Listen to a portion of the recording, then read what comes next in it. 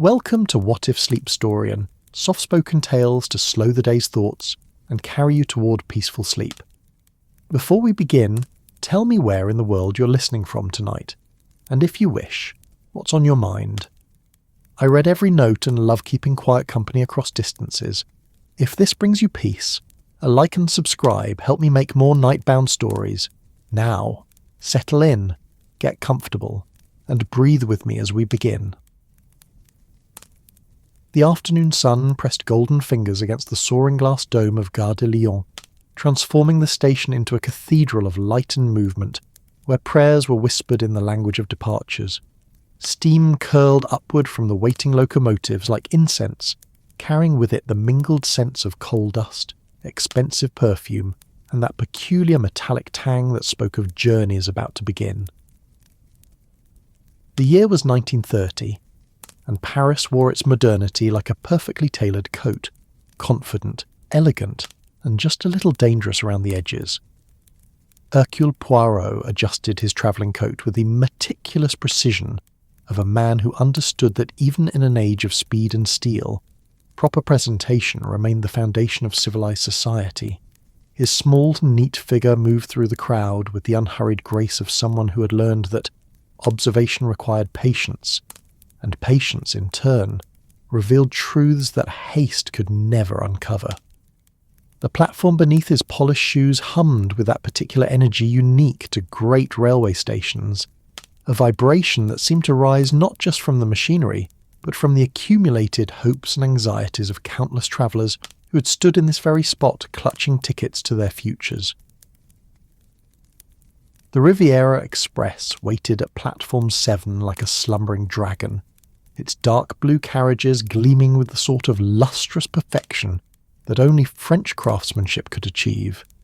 Each car bore the elegant gold lettering that announced its destination with quiet confidence: Paris, Lyon, Marseille, Nice. But this was no ordinary train. This was luxury distilled into steel and brass, comfort refined until it approached art. The locomotive itself was a masterpiece of modern engineering, its streamlined curves speaking of speed and power held in careful check, while brass fittings caught the afternoon light and threw it back in celebration. Art Deco sensibilities had transformed what might have been merely functional into something approaching poetry. The external panels of each carriage bore subtle geometric patterns that seemed to flow like water when the light struck them just so, while the windows were framed in polished chrome that reflected the world with crystalline clarity. Even the destination boards were works of art, their elegant typography promising not just arrival, but arrival in style. As Poirot approached the train, his keen grey eyes began their automatic inventory of his fellow passengers. There was the woman in pearls, for instance.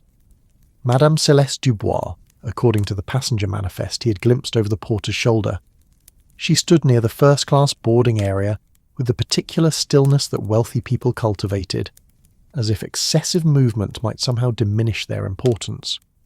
Her dove-grey travelling suit was cut with Parisian precision, and the pearls at her throat caught the light with each measured breath. Yet there was something in her bearing that suggested tension held carefully in check, like a violin string tuned just slightly too tight. She was not a young woman, perhaps 50, though her bearing suggested someone who had spent considerable effort ensuring that age would treat her as a negotiable opponent rather than an inevitable victor.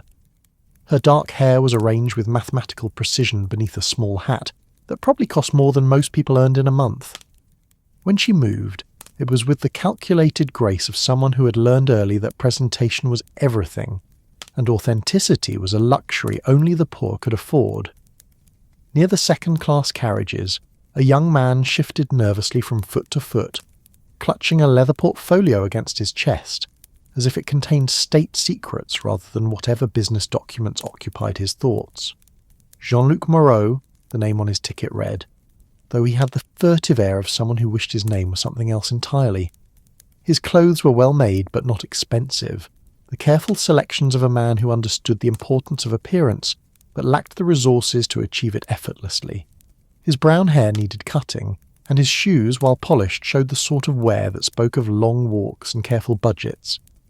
But it was his hands that caught Poirot's attention. They trembled slightly as they gripped the portfolio, and his knuckles showed white beneath the skin. Whatever papers that leather case contained, they were clearly the source of considerable anxiety.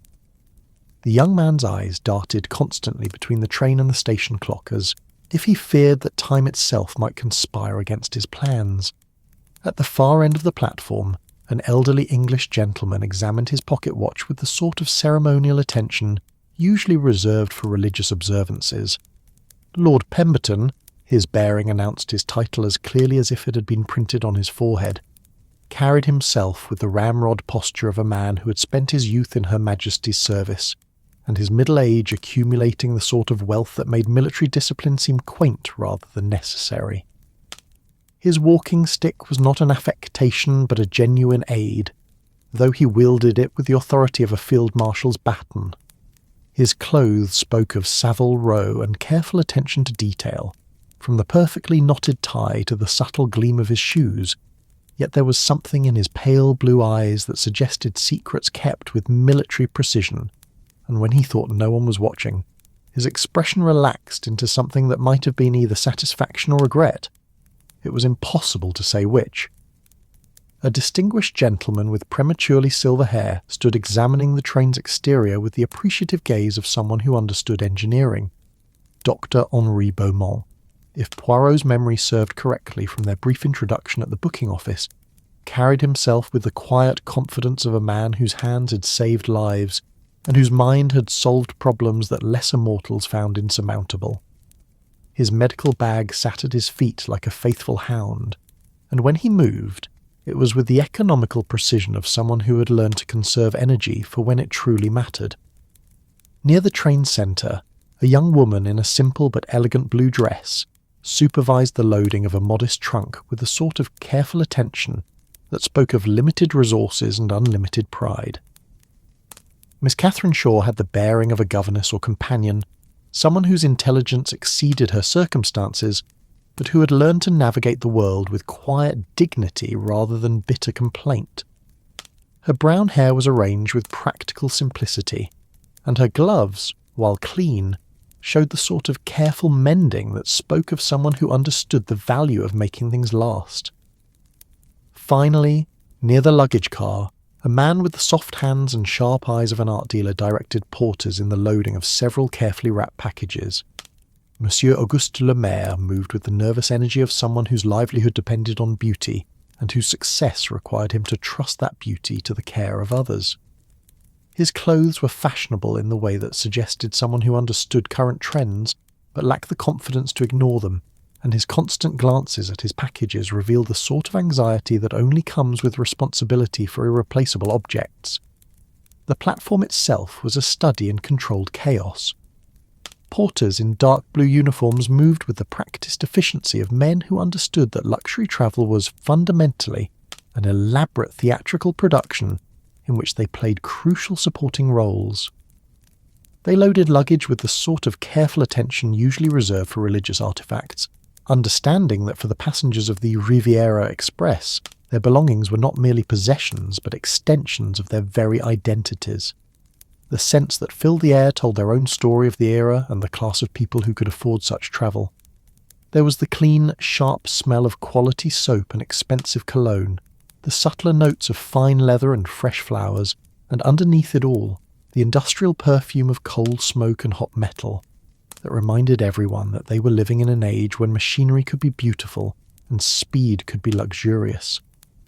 Steam hissed from the locomotive's pistons in great white clouds that rose toward the station's glass ceiling like the prayers of mechanical angels. The sound was both soothing and exciting, a promise of power held in careful check, of forces that could propel tons of steel and human dreams across hundreds of miles of French countryside at speeds that would have seemed impossible to their grandparents. The conductor, a man whose bearing suggested that he considered himself less an employee than a guardian of mobile civilization, consulted his gold pocket watch with the sort of reverence usually reserved for holy relics. His uniform was immaculate, from the perfectly polished buttons to the crisp crease in his trousers, and when he spoke, it was with the authority of someone who understood that trains, like nations, required firm governance to function properly. Mesdames et messieurs, his voice carried across the platform with trained precision, the Riviera Express to Nice will depart in 10 minutes. All passengers please prepare for boarding. The announcement sent a subtle ripple through the assembled travellers. Conversations quickened to their conclusions. Final embraces were exchanged, and that particular energy of imminent departure began to charge the air like electricity before a storm. Poirot observed how each passenger responded to the call. Madame Dubois straightened her already perfect posture. The young lawyer clutched his portfolio more tightly. Lord Pemberton snapped his watch closed with military precision, and the others began the small rituals of preparation that marked the transition from waiting to travelling. But it was the subtle interactions between the passengers that caught Poirot's attention most keenly. There was the way Madame Dubois' eyes had lingered on Lord Pemberton when she thought no one was watching, and how that gentleman's expression had tightened almost imperceptibly when his gaze fell upon the nervous young lawyer. The doctor seemed to know the art dealer, though their greeting had been carefully neutral, and the young governess had looked away quickly when Madame Dubois had glanced in her direction. These were not random travellers thrown together by coincidence. There were connections here, relationships that ran deeper than the surface courtesy of first-class travel. Poirot filed these observations away with the mental precision of someone who had learned that the smallest details often proved to be the largest clues. As the final boarding call echoed through the station, Poirot made his way toward his assigned compartment. The train's interior was even more magnificent than its exterior had promised. The corridors were panelled in rich mahogany that gleamed with careful polish, while brass fixtures threw back the light from elegant electric lamps that had been designed to suggest the romance of gaslight while providing the reliability of modern illumination. The carpeting beneath his feet was thick enough to muffle footsteps, but not so plush as to impede movement, and the windows were fitted with curtains of heavy silk that could transform any compartment into a private world. Every surface showed the attention to detail that marked true luxury, from the engraved nameplates on each door to the crystal water carafes that awaited passengers in their accommodations.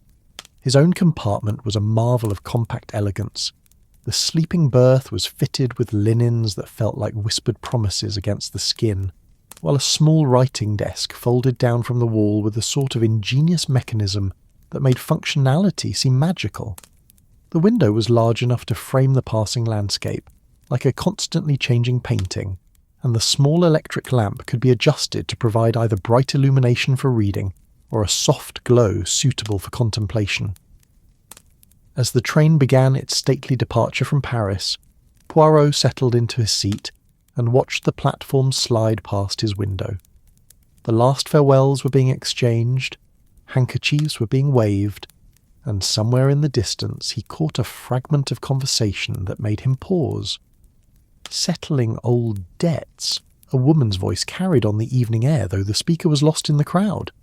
Some accounts can only be balanced in person, don't you think? The words might have been innocent, the sort of business conversation that filled the air around any railway station. But there had been something in the tone, a hardness that suggested the debts in question were not monetary, and the settling would not be pleasant for all parties involved. As the Riviera Express pulled away from Gare de Lyon, gathering speed with the smooth acceleration of precision engineering, Poirot reflected on the curious nature of train travel. There was something about the enclosed world of a luxury express that seemed to concentrate human drama like a lens focusing sunlight. People who might never have spoken in the ordinary world found themselves thrown together in intimate proximity, while the steady rhythm of the rails seemed to encourage both confidences and confrontations that might otherwise have been avoided. The late afternoon sun slanted through his compartment window, painting everything in shades of gold and amber that made even the most mundane objects seem touched with magic. Outside, the suburbs of Paris began to give way to the rolling countryside that would carry them south toward the Mediterranean and whatever adventures awaited on the azure coast. But as he watched the landscape blur past, Poirot found his thoughts returning to his fellow passengers and the subtle tensions he had observed. There was a story unfolding here. He was certain of it. A drama that would play out against the luxurious backdrop of first-class travel and French countryside. The only question was whether it would be a comedy or a tragedy, and whether he would find himself cast as observer or participant in whatever scenes were yet to unfold. The train settled into its travelling rhythm, that hypnotic percussion of steel on steel that had lulled countless passengers into peaceful dreams. But tonight, Poirot suspected, sleep might prove elusive for more than one traveller aboard the Riviera Express. There were too many secrets in the air, too many careful glances and measured words, too much of the sort of tension that suggested that this journey would prove to be far more eventful than a simple trip to the coast. As the evening shadows began to lengthen across the French countryside, the Riviera Express carried its cargo of hopes, dreams, secrets, and perhaps, though none could know it yet, murder toward whatever destiny awaited them in the south. The golden journey had begun, but where it would end, and what revelations it would bring, remained wrapped in mystery as deep and dark as the approaching night. The dining car of the Riviera Express had been transformed into a floating palace of Art Deco magnificence as the evening settled over the French countryside like a velvet curtain studded with stars.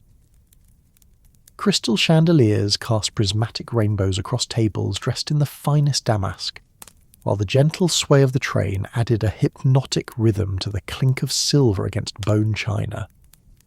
Outside the tall windows, the landscape had become an impressionist painting of darkening fields and distant villages, their windows glowing like scattered jewels in the gathering dusk.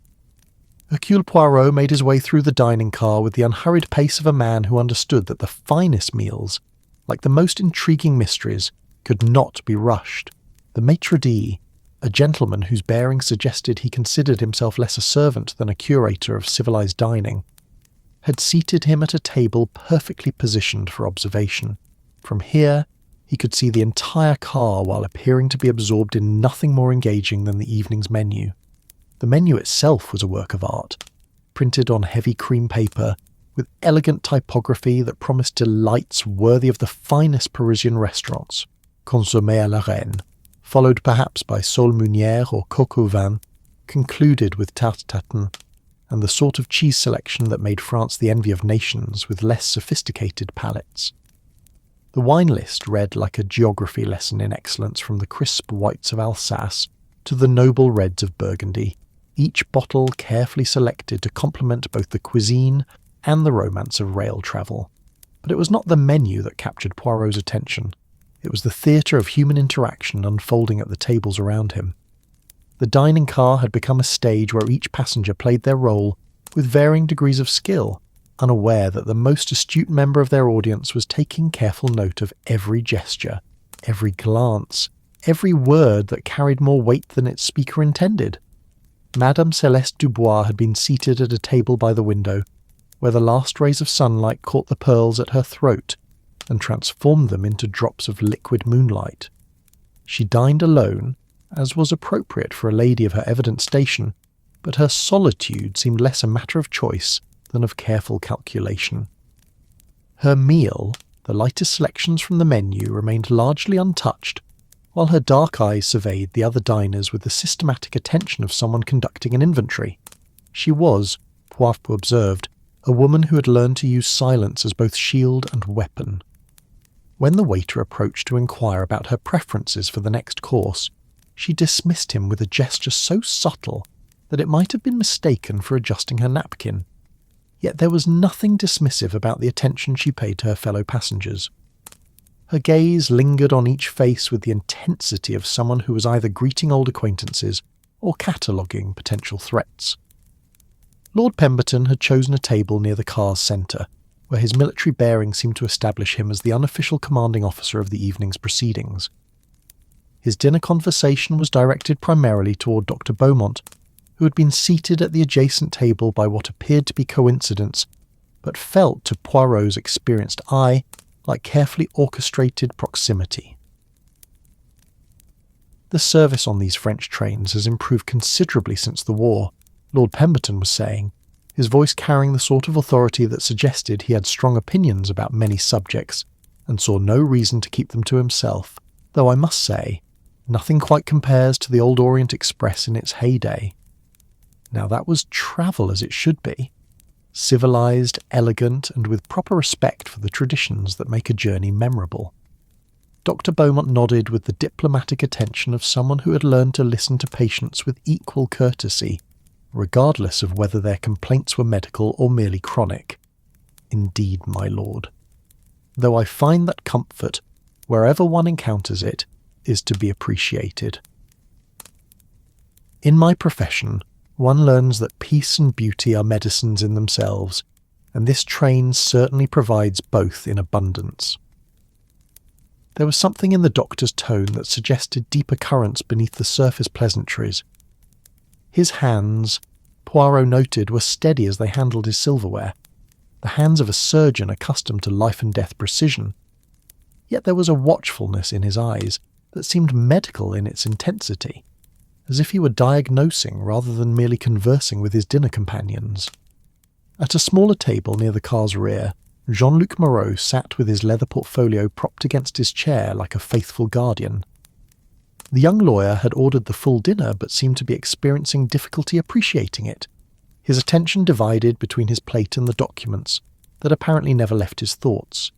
Periodically he would glance toward Madame Dubois with an expression that combined anxiety, determination, and something that might have been guilt.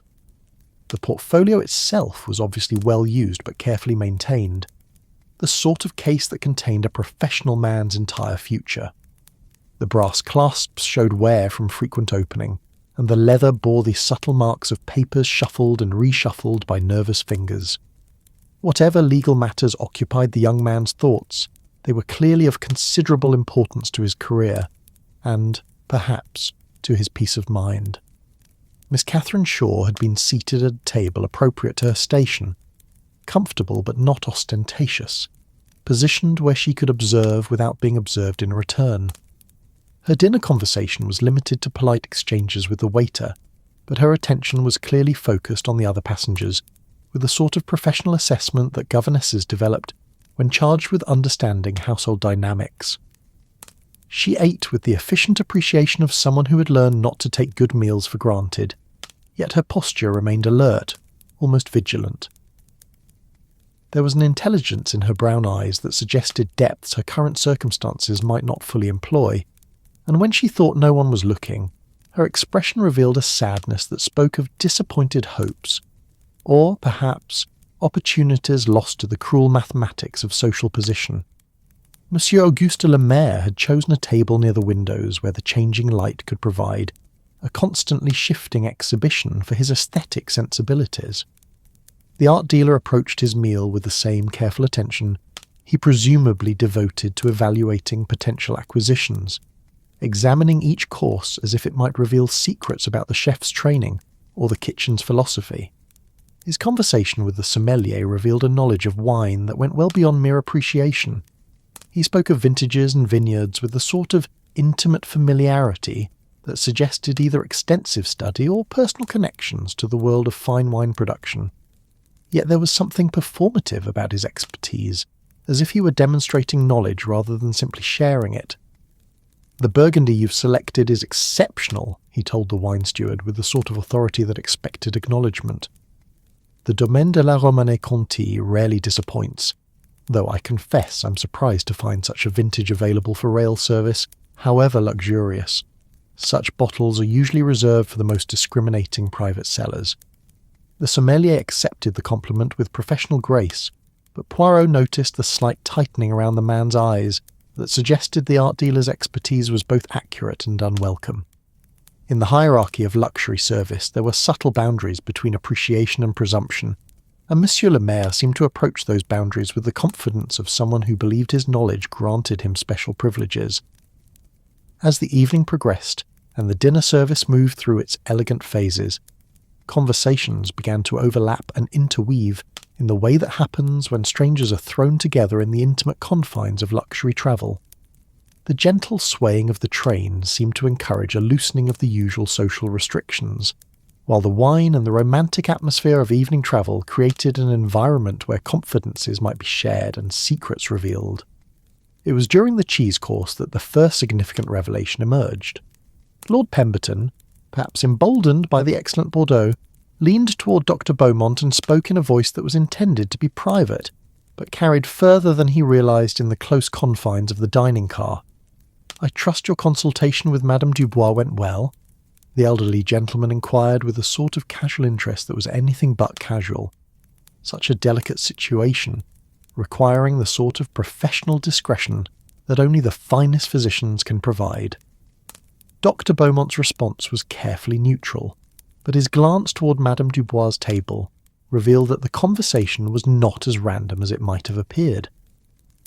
"Professional consultations, my lord, must always remain confidential. However, I can say that some medical situations are more complex than they initially appear, particularly when they involve family considerations." The exchange was brief and conducted in tones that suggested long familiarity with the need for discretion. Yet to Poirot's trained ear, it revealed layers of meaning that went far beyond a simple doctor-patient relationship. There were implications here of something that required both medical expertise and legal care, a combination that suggested secrets of considerable significance. Madame Dubois herself seemed aware of the conversation, though she gave no obvious sign of listening. Her posture remained regally erect, her attention apparently focused on the landscape passing beyond her window. Yet Poirot observed the subtle tension in her shoulders, the way her fingers tightened almost imperceptibly around her wine-glass, and the quick glance she directed toward the young lawyer's table when she thought no one was watching. Jean-Luc Moreau, meanwhile, had been conducting his own quiet drama with his portfolio. Periodically throughout the meal he would reach down to touch the leather case, as if reassuring himself that its contents remained secure. His dinner grew cold as his attention wandered, and more than once he started visibly when addressed by the waitstaff. It was Miss Shaw who first made direct contact across the social boundaries that typically separated first-class passengers from their travelling companions. During a lull in the general conversation, she approached Madame Dubois' table with the sort of respectful confidence that suggested prior acquaintance. "Madame Dubois," she said, her voice carrying clearly in the intimate atmosphere of the dining car, "I hope you'll forgive the intrusion, but I wanted to express my gratitude for the reference you provided for my previous position. Your recommendation opened doors that might otherwise have remained closed to someone of my circumstances." Madame Dubois looked up from her untouched dessert with an expression that managed to be both gracious and dismissive. "Miss Shaw, how pleasant to see you again. I trust your current situation is proving satisfactory. It can be so difficult to find appropriate positions in these uncertain times, particularly for young women of education with limited resources." The exchange was courteous enough on the surface, but Poirot detected undercurrents that spoke of a relationship more complex than simple employer and former employee. There was knowledge in both women's eyes, the sort of shared understanding that comes from having witnessed something that neither wished to discuss in public. "Indeed, madame," Miss Shaw replied with careful formality, "though I must say, travelling on the Riviera Express brings back such memories of my time in service with the Pemberton household. Lord Pemberton has always been most generous with his former staff, though I understand his current circumstances require certain economies." The mention of Lord Pemberton caused a visible reaction from the elderly gentleman himself, who had been pretending not to listen to the conversation between the two women. His military bearing stiffened further, and his eyes sought Miss Shaw's with an expression that was equal parts warning and recognition. "Miss Shaw," he said, rising from his table with a sort of ceremonial dignity that the military instills in its officers. "What an unexpected pleasure. I had not realised you were travelling on this particular train. I trust your new position is proving acceptable." The conversation that followed was a masterpiece of polite circumlocution, each participant speaking in layers of meaning that revealed more through what was not said than through what was explicitly stated. Lord Pemberton and Miss Shaw discussed her former employment with a sort of careful neutrality that suggested shared knowledge of events that could not be publicly acknowledged. Madame Dubois observed their interaction with the intense attention of someone whose own interests were directly affected by whatever history these two shared. Dr. Beaumont, meanwhile, had been joined at his table by Monsieur le Maire, whose expertise in matters of wine had evolved into a broader discussion of taste, culture, and the particular challenges facing collectors in an era of political and economic uncertainty. The art market has become so unpredictable, the dealer was explaining with the sort of professional concern that suggested personal experience with market volatility. Pieces that were considered stable investments only a few years ago now require special handling to maintain their value. It becomes necessary to arrange private sales, discreet transactions that protect both buyer and seller from unwanted attention. Dr. Beaumont nodded with the understanding of someone who dealt with his own form of discreet professional arrangements. Indeed, discretion has become increasingly valuable in many professions, medical practice, like art dealing, often requires the ability to handle sensitive matters without attracting public scrutiny. Some consultations are best conducted away from one's usual practice, in circumstances that ensure complete privacy. The conversation between these two men was conducted in tones so professional and neutral that any casual listener might have assumed they were discussing nothing more controversial than the weather. Yet Poirot's experienced ear detected the sort of coded language that professionals used when discussing matters that existed in the grey areas between legal and illegal, ethical and expedient. As the evening wore on and the dinner service moved toward its conclusion, the atmosphere in the dining car began to shift. The initial formality of elegant dining gave way to something more intimate and potentially dangerous. Wine had loosened tongues, proximity had encouraged familiarity, and the romantic isolation of luxury train travel had created an environment where long-held secrets might finally demand expression. Jean-Luc Moreau had finally worked up the courage to approach Madame Dubois directly. His portfolio clutched against his chest like armour. He made his way to her table with the determined step of a man who had decided that further delay would only make a difficult task more difficult. "Madame Dubois," he began, his voice betraying the nervousness he was trying to suppress. "I wonder if I might have a word with you regarding the legal documents we discussed in Paris. The matter has become rather urgent, and I believe it would be in everyone's interest to resolve it as quickly as possible." Madame Dubois regarded the young lawyer with the sort of cool attention she might have given an inadequately trained servant. "Monsieur Moreau, how presumptuous of you to approach me during dinner. Surely you understand that legal matters are best discussed in appropriate settings, not in public dining cars where anyone might overhear sensitive details." Yet even as she dismissed him with words, her body language suggested intense interest in whatever the portfolio contained. Her eyes lingered on the leather case with the sort of attention that suggested she knew exactly what documents it held and understood their significance better than she cared to admit. "Nevertheless, madam," the lawyer persisted with the desperate courage of someone who had committed himself to a course of action, "the documents require your immediate attention. The inheritance provisions, the trust arrangements, the questions of legitimacy, all of these matters have deadlines that cannot be ignored indefinitely, and there are other parties whose interests must also be considered." The word legitimacy seemed to strike Madame Dubois like a physical blow. Her carefully maintained composure wavered for just a moment, revealing something that might have been fear, anger, or simply the exhaustion that comes from carrying burdens too heavy for one person to bear alone. Lord Pemberton had been listening to this exchange with increasing attention, and now he rose from his table with the deliberate movement of someone who intended to take control of a situation that was sliding toward chaos. "Perhaps," he said with the sort of authority that had once commanded regiments, "this conversation would be better continued in more private circumstances. The dining car is hardly the place for discussions of legal matters, particularly those involving family considerations."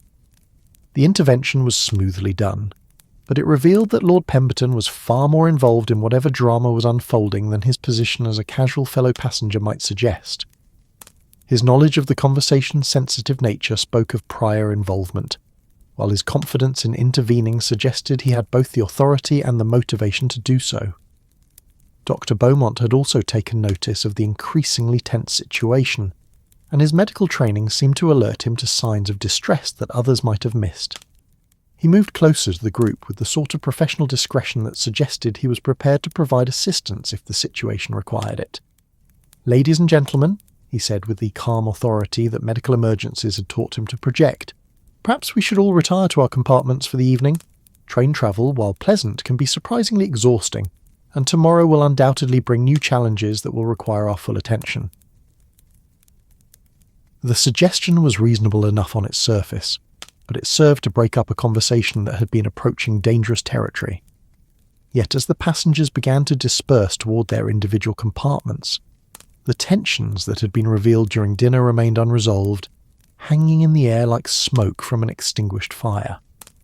Madame Dubois was among the first to leave, her departure executed with the sort of dignified haste that suggested she had heard quite enough of legal documents and inheritance provisions for one evening. Jean-Luc Moreau watched her go with an expression of frustration mixed with apprehension, his portfolio still clutched against his chest like a shield against forces he was not entirely prepared to face.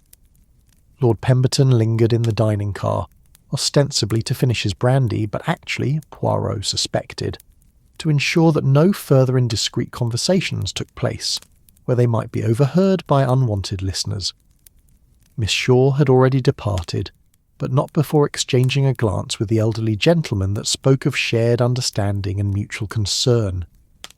As the evening wound toward its close, and the Riviera Express continued its steady progress through the French night, Poirot found himself reviewing the conversations and interactions he had observed.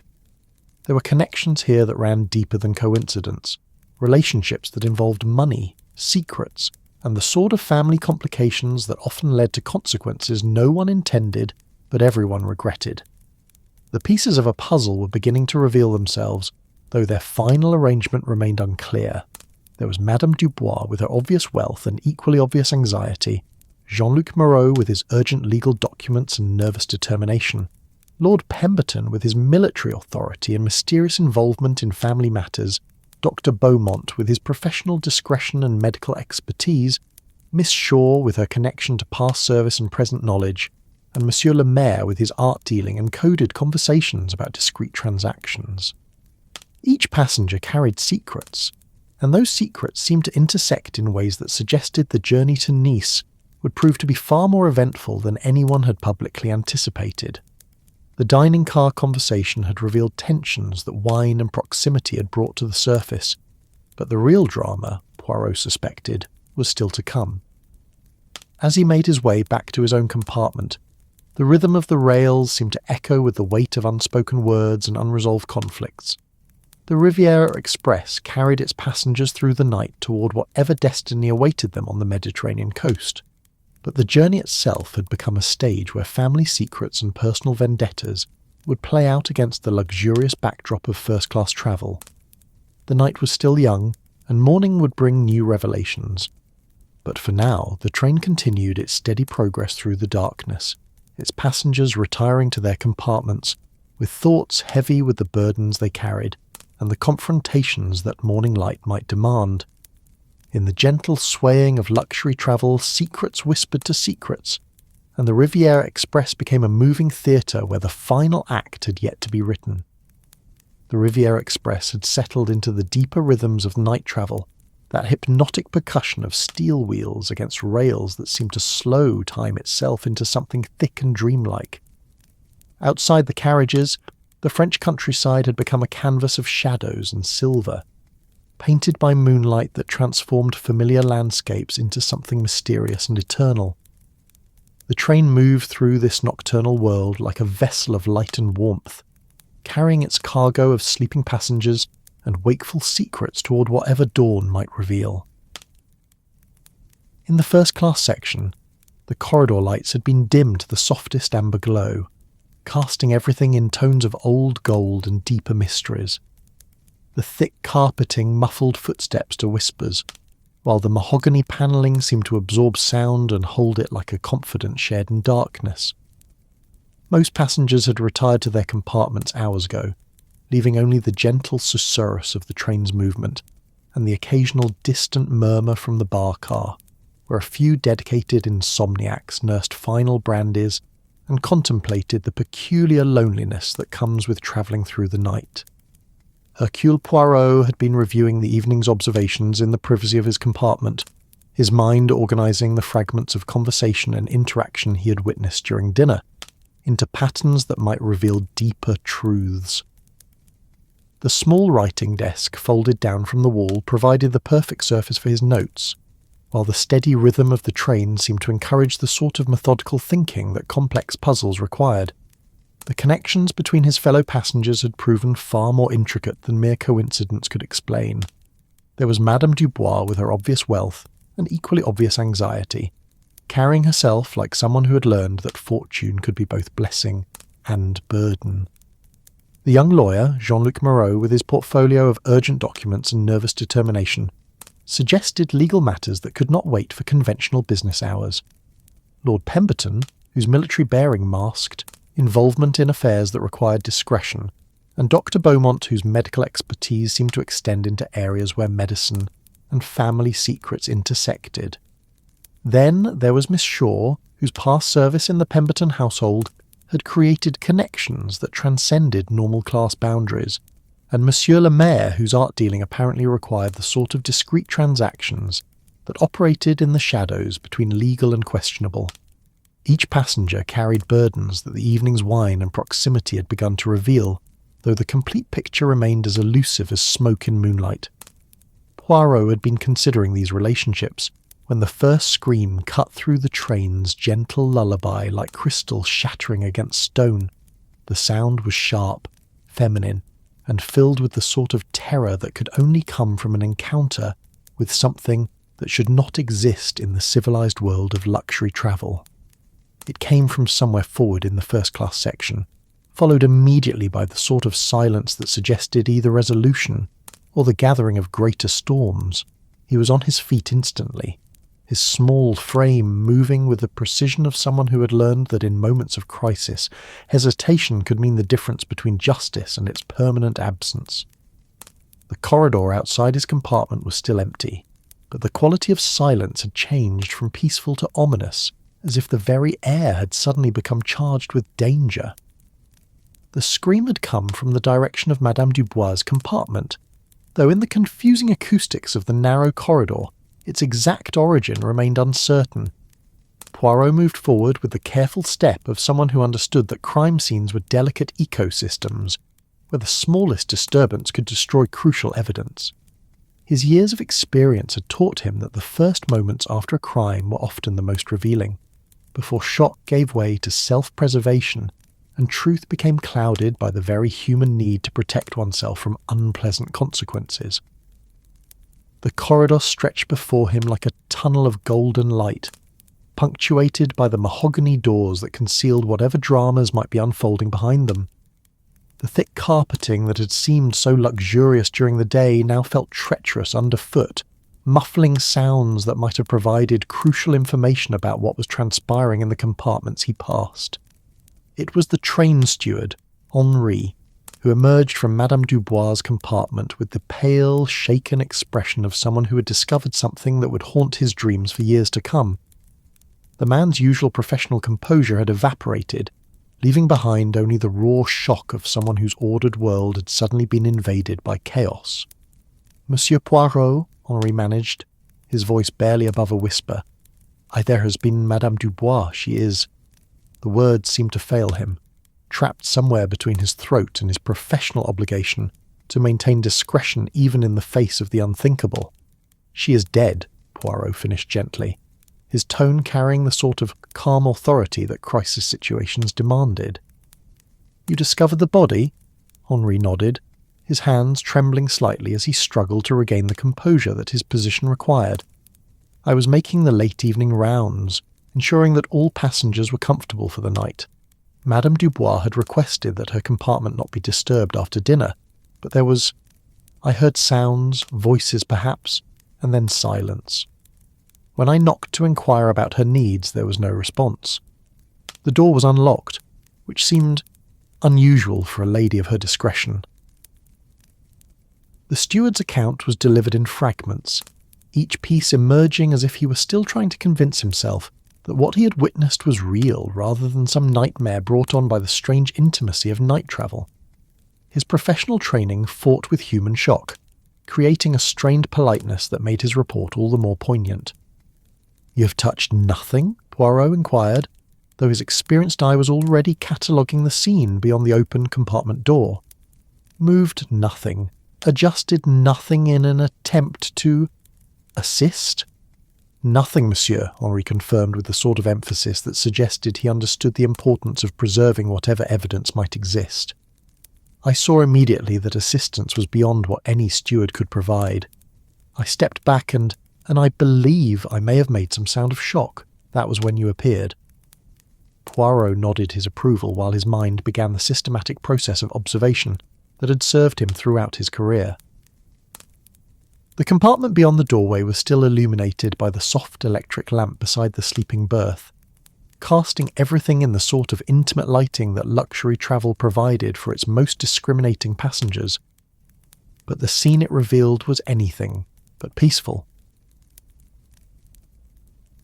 Madame Céleste Dubois lay beside her berth with the composed expression of someone who had finally found release from whatever burdens had been weighing upon her spirit. Her travelling clothes remained elegant even in death, the dove-grey suit still perfectly arranged, the pearls at her throat still catching the light with each gentle movement of the train. But the small, elegant letter opener protruding from between her shoulder blades told a story that no amount of dignity could disguise. The weapon was itself a thing of beauty, silver-handled with delicate engravings that suggested it had been chosen for aesthetic rather than practical considerations. Yet its placement was precise, surgical almost, positioned with the sort of accuracy that spoke of either exceptional luck or considerable knowledge of human anatomy. The blade had been inserted between the ribs with minimal disturbance to the surrounding fabric, suggesting that whoever had wielded it possessed either medical training or extensive experience with such matters. The compartment itself showed signs of a struggle, though not the violent chaos that might have been expected from a random attack. A jewellery case sat open on the small table, its contents apparently undisturbed despite their obvious value. The pearls, diamonds and gold pieces were arranged with the sort of care that suggested either the killer had been uninterested in theft or had been interrupted before completing their work. More intriguing still was the half-finished letter that lay beside the jewellery case, its cream-coloured paper bearing several lines of elegant script written in the sort of fountain pen that wealthy people favoured for important correspondence. The ink was still wet enough to suggest that the letter had been composed shortly before the fatal interruption, though the content remained partially hidden by the angle at which it lay. Henri Poirot said quietly, his voice carrying the sort of authority that made obedience seem natural rather than imposed, "I need you to perform several tasks with the utmost discretion. First, the train must be stopped at the next station, and the local authorities must be notified. Second, no one, absolutely no one, must be allowed to leave the train or to enter this compartment until proper investigation can be conducted." The steward nodded with the relieved expression of someone who was grateful to have clear instructions in a situation that had moved far beyond his training or experience. "Of course, monsieur. Should I inform the other passengers?" "Not yet," Poirot replied, his keen eyes still cataloguing the details of the crime scene. "Let them sleep for now. Morning will bring enough difficulties without adding the chaos of panic to our current situation. However, I will need you to provide me with a complete list of all passengers and crew, along with their compartment assignments and any special requests or unusual behaviour you may have observed during the evening." As Henri departed to carry out these instructions, Poirot turned his attention to the more detailed examination that would either provide crucial clues or confirm that the killer had been careful enough to leave no obvious trail. The compartment was compact but luxuriously appointed, every surface designed to provide maximum comfort within the constraints of rail travel. Yet it was precisely this intimacy that made it an ideal location for murder, close enough for personal conversation, private enough for violence, and contained enough to prevent easy escape. The victim's position suggested that she had been standing near the table when attacked, possibly in the act of writing the unfinished letter. The angle of the wound indicated that the killer had approached from behind, though whether this represented stealth or simply the natural conclusion of a conversation gone wrong remained to be determined. The precision of the strike suggested either medical knowledge or exceptional luck, though Poirot's experience inclined him toward the former explanation. Dr. Beaumont's presence on the train suddenly took on greater significance, though Poirot was careful not to allow logical possibilities to become premature conclusions. Medical training could certainly account for the precise placement of the wound, but it could equally well be explained by military experience, anatomical study, or simply the sort of practical knowledge that anyone might acquire through various means.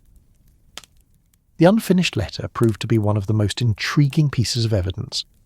Written in Madame Dubois' elegant script, it began with the formal salutation, "My dear," but the recipient's name had been left blank, as if the writer had been uncertain about how to address whoever she intended to contact. The visible portions of the text were equally tantalizing. The matter we discussed in Paris has reached a point where further delay is impossible. The documents you mentioned have indeed surfaced, and their implications are far more serious than any of us anticipated. I fear that what we thought was safely buried in the past has found a way to demand payment in the present. The inheritance provisions alone would be enough too. Here the text became illegible, either due to haste in writing or the effects of the ink having been disturbed when the letter was abandoned. But even these fragments suggested that Madame Dubois had been involved in matters that extended far beyond simple financial concerns. The references to documents, inheritance provisions, and matters that needed to be safely buried painted a picture of family secrets and legal complications that might well provide motive for murder. The jewellery case, while apparently undisturbed, deserved careful examination. The pieces it contained were of exceptional quality. Emeralds that caught the light like captured dreams, diamonds that threw rainbows across the compartment's mahogany surfaces, and pearls that seemed to glow with inner light. Yet their arrangement seemed deliberate, almost ceremonial, as if they had been displayed for a specific purpose, rather than simply stored for travel. More interesting still was what the case didn't contain.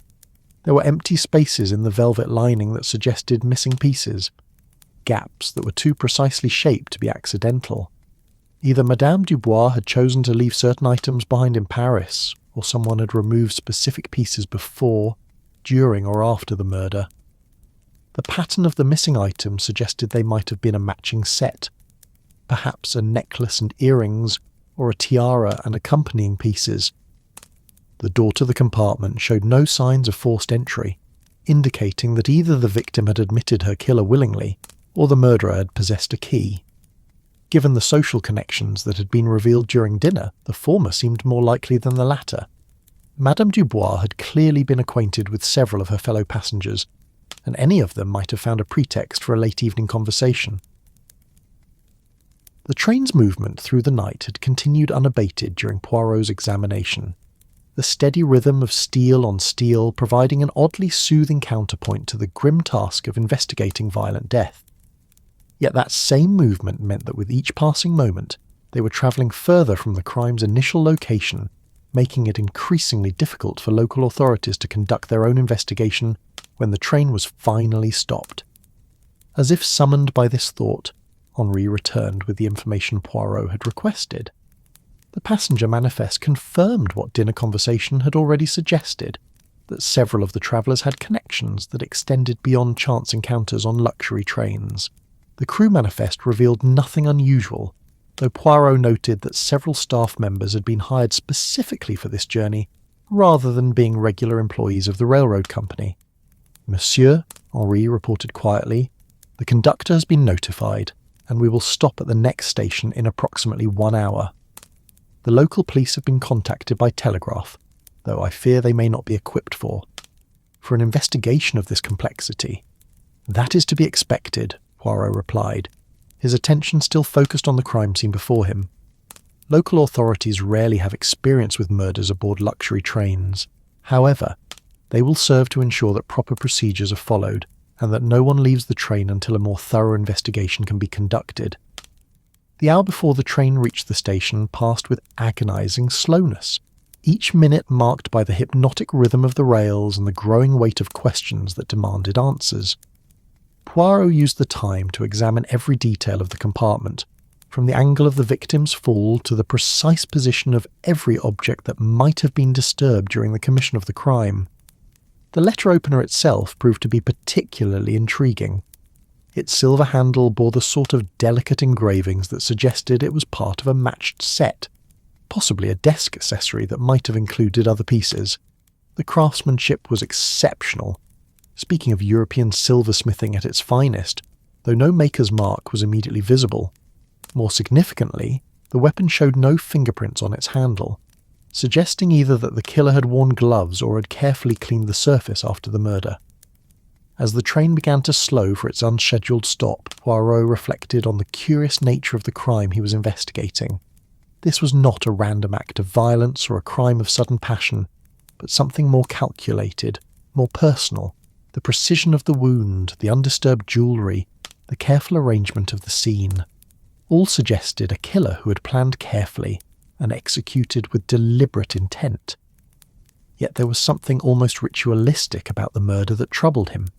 The precise placement of the weapon, the ceremonial arrangement of the jewellery, the unfinished letter that seemed designed to provide clues. These elements suggested someone who wanted the crime to be not just discovered, but understood. It was as if the killer had been making a statement that went beyond simple revenge or financial gain. The station where they stopped was small and provincial, the sort of place where the arrival of a luxury express would normally be cause for excitement rather than official investigation. Local constables boarded the train with a mixture of determination and uncertainty that characterised rural police faced with urban crimes, while Poirot took care to ensure that the crime scene remained undisturbed pending more thorough examination. As dawn began to break over the French countryside, painting the landscape in shades of rose and gold that seemed almost mockingly beautiful given the night's events, the Riviera Express sat silent on the station platform like a magnificent beast brought low by the weight of secrets it could no longer carry. The investigation was about to begin in earnest, and with it, the unravelling of family secrets that had been hidden for decades. But for now, in the gentle light of morning, the train waited with its cargo of suspects and its burden of truth, while somewhere among the elegant passengers and discreet staff, a killer maintained the pretense of innocence and wondered whether the carefully planned crime had achieved its intended purpose. The game, as Poirot well knew, was just beginning. The morning light filtered through the tall windows of the small provincial station, casting long shadows across the platform where the Riviera Express sat like a magnificent but wounded creature. The local authorities had arrived with the systematic efficiency of rural constables, faced with a situation that exceeded their usual experience of petty theft and domestic disputes. Yet they showed the good sense to defer to Hercule Poirot's expertise, recognising that murder aboard a luxury train required skills that went beyond standard police procedures. Inspector Dubois, no relation to the victim, despite the unfortunate coincidence of names, was a weathered man whose years of service had taught him the value of patience and the wisdom of accepting help from those more qualified than himself. He had cordoned off the crime scene with professional thoroughness, while allowing Poirot the sort of access that his reputation and experience warranted. Monsieur Poirot, the inspector said with the careful deference that provincial police showed to celebrated detectives, we are of course honoured by your presence on this train. While we must conduct our own official investigation, we would be grateful for any insights your experience might provide. Murder is, thankfully, rare in our district, and never before have we encountered such sophisticated circumstances. Poirot acknowledged the courtesy with a sort of gracious professionalism that made collaboration possible, even when jurisdictions overlapped. Inspector, your cooperation is most appreciated. I believe that working together, we can resolve this matter efficiently and ensure that justice is served. The key, as always, lies in understanding not just what happened, but why it happened, and why it happened here, on this particular train, with these particular passengers. The systematic examination of the other first-class compartments began with the sort of methodical precision that both men understood was essential to proper investigation. Each compartment would tell its own story through the arrangement of belongings, the state of its occupant, and the subtle signs that revealed how the night had been spent by those who claimed to have been sleeping peacefully while murder was being committed just down the corridor. Lord Pemberton's compartment reflected the military precision that had shaped his entire adult life. His clothes were arranged with a sort of geometric exactness that spoke of decades spent in service, where slovenliness could mean the difference between life and death. His travelling case contained the expected items: quality toiletries, pressed shirts, and a selection of medications that spoke of a man dealing with the various ailments that age brings to even the most disciplined constitution. But it was what the compartment didn't contain that caught Poirot's attention. There were gaps in the arrangement that suggested missing items, spaces where objects had been removed either before the journey began or during the night itself. The small writing desk showed signs of recent use, with slight impressions on the blotter that indicated correspondence had been conducted during the evening hours. Lord Pemberton himself sat in the corridor chair that had been provided for the interviews with the sort of erect bearing that made even informal questioning seem like a military briefing. His pale eyes showed the alertness of someone who had spent his career evaluating threats and opportunities, while his hands remained steady despite whatever emotional turmoil the night's events might have caused. "A terrible business," he said before Poirot could begin his questioning, his voice carrying the sort of authority that expected agreement rather than discussion. Poor Celeste Madame Dubois was a woman of considerable accomplishment, though I fear her recent circumstances had become rather complicated. Family matters, you understand, can be the most difficult to resolve, particularly when they involve questions of inheritance and legitimacy. The casual use of the victim's first name suggested familiarity that went beyond the previous evening's dinner conversation, while his immediate reference to family complications indicated knowledge that might prove significant to the investigation. "You knew Madame Dubois well?" Poirot inquired, with the sort of gentle interest that encouraged confidences while appearing to be mere social curiosity. "Our families had connections. That went back several generations," Lord Pemberton replied, with the careful precision of someone who had given considerable thought to how much truth was safe to reveal. Business arrangements, you might say, though the nature of those arrangements had become increasingly complex in recent years. Celeste had come into possession of certain documents that had implications for several families, including my own. The admission was carefully worded but significant. It placed Lord Pemberton firmly within the web of relationships that had apparently made this train journey something more than coincidental travel. His knowledge of documents and family complications aligned with the lawyer's nervous behaviour and the references to inheritance that had emerged during dinner. These documents, Poirot continued, his tone remaining conversational despite the gravity of the implications, they concerned matters that might have given someone reason to wish Madame Dubois harm. Lord Pemberton's expression tightened almost imperceptibly, revealing the sort of controlled tension that military training taught but could never entirely suppress. The documents contained information that could have been embarrassing to certain parties. Family histories are rarely as pristine as public reputation suggests, and Celeste had unfortunately gained access to records that some people might have preferred to remain private.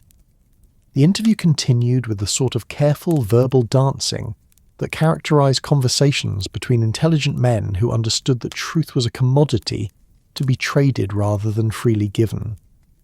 Lord Pemberton revealed enough to establish his connection to the victim and his knowledge of the circumstances that had brought them together on this particular train, while carefully avoiding specifics that might implicate him directly in whatever family drama had led to murder. Dr. Beaumont's compartment told a different story entirely. His medical bag sat open beside his berth, its contents arranged with the sort of precise organisation that emergency situations demanded. Bandages, instruments and medications were positioned for immediate access, suggesting either habitual caution or recent preparation for circumstances that might require medical intervention. More intriguing still were the papers scattered across his small writing desk, medical journals, correspondence, and what appeared to be legal documents that seemed unrelated to his professional practice. The handwriting on several pieces matched the elegant script of someone educated in the finest traditions, while the content that was visible suggested involvement in matters that went beyond standard medical consultation. The doctor himself maintained the sort of professional composure that years of dealing with life and death situations had ingrained in his character. His hands remained steady as he answered questions, and his voice carried the calm authority that patients found reassuring even in their darkest moments. I had been consulted by Madame Dubois regarding certain family medical matters he explained with the sort of professional discretion that suggested extensive experience with delicate situations. Her concerns were not entirely medical in nature, but rather involved questions that required both medical expertise and legal knowledge to address properly. The careful phrasing suggested involvement in matters that straddled the boundaries between medicine and law, perhaps involving questions of paternity, inheritance, or other family secrets that required professional verification to resolve. These consultations, Poirot inquired gently, they required documentation that others might have found inconvenient. Dr. Beaumont's pause was brief but significant, revealing the sort of internal calculation that suggested he was weighing professional obligations against personal safety. Medical records, particularly those involving family relationships, can indeed be inconvenient for those whose interests are not served by absolute accuracy. Madame Dubois had requested that I prepare certain documents that would clarify matters that had been deliberately obscured for many years. The implication was clear. Dr. Beaumont possessed knowledge that could either support or contradict the legal documents that had made Jean-Luc Moreau so nervous, and his medical evidence might well determine the outcome of whatever inheritance dispute had brought this group of travellers together. Jean-Luc Moreau's compartment reflected the anxiety that had been evident throughout the previous evening. Papers were scattered across every surface, with the sort of chaotic organisation that suggested someone who had been working frantically to organise complex legal matters under considerable pressure. His leather portfolio sat open beside his berth, revealing documents that bore official seals and the sort of legal language that characterised inheritance disputes and family succession matters. The young lawyer himself appeared to have slept little if at all. His clothes were wrinkled, his hair dishevelled, and his eyes showed the sort of exhaustion that comes from spending the night wrestling with problems that have no easy solutions. Yet his portfolio remained clutched protectively against his chest, suggesting that whatever documents it contained were valuable enough to justify considerable personal discomfort. The legal matters that brought you on this journey, Poirot began with the sort of direct approach that sometimes surprised truth from those too tired to maintain elaborate deceptions. They involved Madame Dubois directly. She was central to the resolution of several complex inheritance issues, Moreau replied with the careful precision of someone who understood that legal language could be both revelation and shield. The documents I carry contain evidence that could either validate or invalidate certain claims that have been accepted by various families for decades. Madame Dubois possessed information that was crucial to determining the truth of these claims. The admission was significant, establishing the lawyer as someone whose professional survival might well depend on the outcome of whatever legal drama had been unfolding. His documents clearly contained explosive information, while Madame Dubois had possessed the key to determining which explosive claims would prove to be genuine and which would be revealed as elaborate fabrications. The resolution of these matters, Poirot continued, would have benefited some parties while harming others. Moreau's expression revealed the sort of exhausted honesty that sometimes emerges when people realise that their carefully constructed plans have collapsed beyond repair. The inheritance provisions involved multiple families and considerable sums of money. If the documents I carry were authenticated by the evidence Madame Dubois possessed, several people would have lost fortunes they had considered rightfully theirs, while others would have gained wealth they had never expected to inherit. Miss Catherine Shaw's compartment was arranged with the sort of careful economy that spoke of someone accustomed to making limited resources serve multiple purposes. Her belongings were few but well maintained, suggesting pride that survived despite reduced circumstances. A small writing desk held correspondence that appeared to be related to employment opportunities, while a modest jewellery case contained pieces that were more sentimental than valuable. But it was the photograph tucked into her travelling mirror that caught Poirot's attention. A formal portrait of a family group that included what appeared to be a younger version of Lord Pemberton in military uniform, along with several other individuals whose faces seemed familiar despite the aged quality of the image. Miss Shaw herself maintained the sort of dignified composure that governesses and companions developed as protection against the casual indignities that service to wealthy families often entailed. Her responses to questions were precise and carefully considered, revealing intelligence that her current circumstances might not fully employ. "Your previous service with the Pemberton household," Poirot inquired with the sort of respectful interest that acknowledged her professional competence. "It brought you into contact with family matters that extended beyond normal domestic concerns." "Wealthy families," Miss Shaw replied, with the sort of neutral tone that years of discretion had perfected, "often have complications that require careful handling. Lord Pemberton's household dealt with correspondence and visitors that involved sensitive family matters that required the sort of discretion that only trusted staff could provide." The careful phrasing suggested that Miss Shaw had been party to family secrets that went well beyond normal domestic arrangements, and her presence on this particular train journey was beginning to seem less coincidental than initially apparent. "These sensitive matters," Poirot continued gently, "they involved relationships between families that might have given someone reason to wish certain information to remain private." Miss Shaw's pause revealed the sort of internal struggle between loyalty and honesty that characterized good servants faced with circumstances that transcended normal obligations. There were relationships between various families that the public records did not accurately reflect. Madame Dubois had come into possession of documents that could have clarified these relationships in ways that not everyone would have found welcome.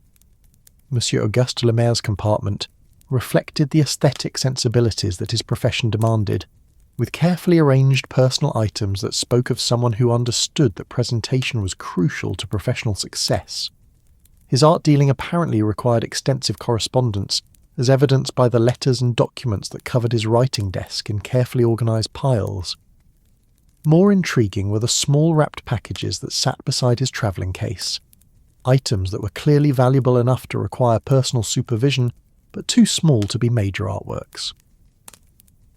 The wrapping suggested either recently acquired pieces or items being transported for discreet private sales that might not involve conventional galleries or auction houses.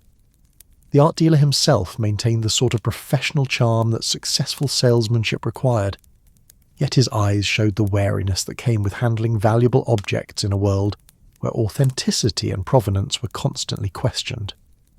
"Your business arrangements," Poirot inquired with the sort of professional interest that one businessman might show another. "They required transportation of items that might have been of interest to Madame Dubois." Lemaire's expression suggested careful consideration of how much professional information was safe to reveal. Madame Dubois was a collector of considerable sophistication, particularly interested in pieces with interesting provenance. Family collections, you understand, sometimes contain items whose history is more complex than their beauty might suggest. The careful phrasing indicated involvement in the sort of discreet art transactions that wealthy families used to monetize heirloom pieces without attracting unwanted attention to their financial circumstances or the legitimacy of their ownership claims. As the morning progressed and the interviews continued, a picture began to emerge of relationships and motivations that went far beyond chance encounters on luxury trains. Each passenger carried secrets that connected to Madame Dubois and to each other in ways that suggested the Riviera Express had become a moving stage where long-hidden family dramas were finally demanding resolution. The documents, the medical evidence, the art transactions, the employment histories, all pointed to a web of family secrets that had remained buried for decades, but were now threatening to surface with consequences that at least one person had been willing to kill to prevent. As Poirot completed his examination of the compartments and concluded the initial interviews, the pieces of the puzzle were beginning to arrange themselves into patterns that suggested both motive and opportunity. The challenge now would be determining which of the passengers had possessed both the knowledge and the determination to commit murder in order to protect secrets that were apparently worth more than human life. The game of detection was entering its crucial phase, where observation and deduction would need to combine with psychology and intuition to reveal not just what had happened, but why it had been inevitable from the moment this particular group of passengers had boarded the train in Paris. The truth was hiding somewhere among the elegant compartments and carefully constructed alibis, waiting to be discovered by someone with the patience to see beyond surface appearances and the wisdom to understand that murder, like art, was ultimately about passion, disguised as reason. The morning sun had climbed higher above the provincial station, casting its light through the tall windows of the stationmaster's office that had been transformed into a temporary headquarters for the investigation.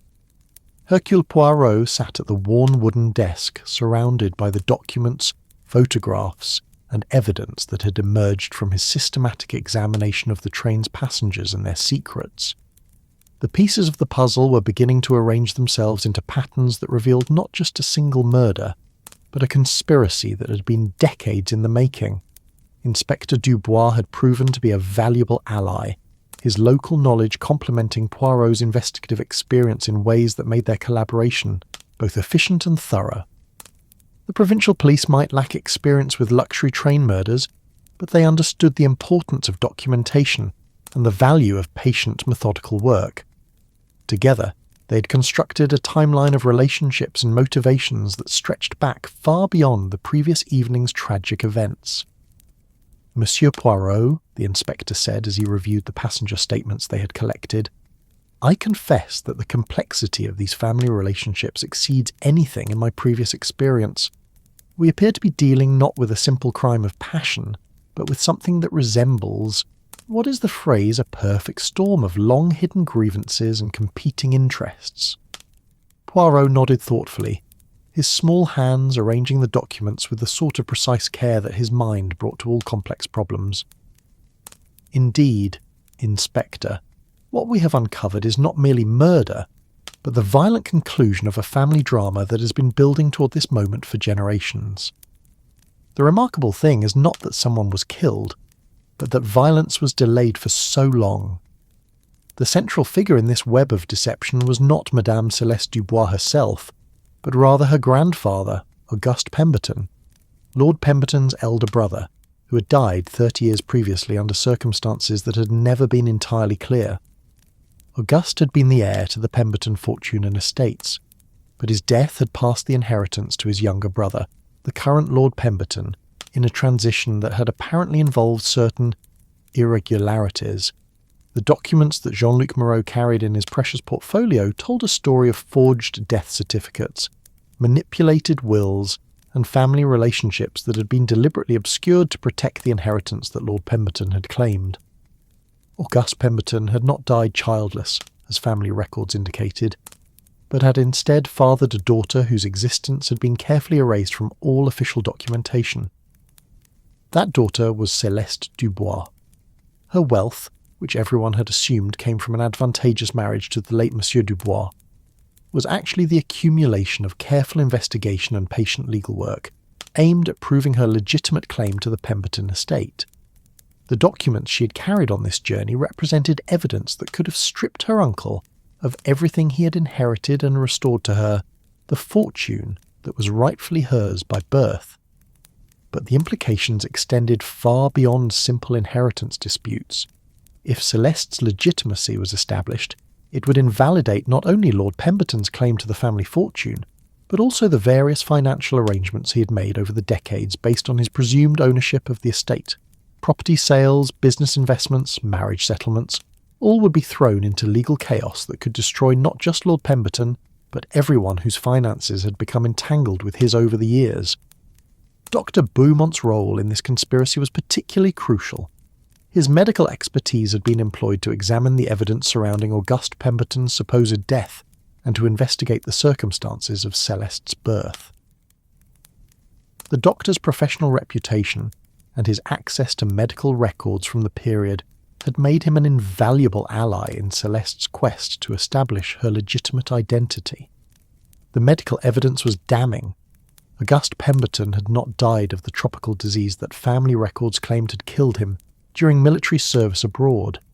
Instead, Dr. Beaumont's investigation had revealed that Auguste had been very much alive for several years after his supposed death, during which time he had fathered Céleste and had begun to suspect that his own family was plotting against him.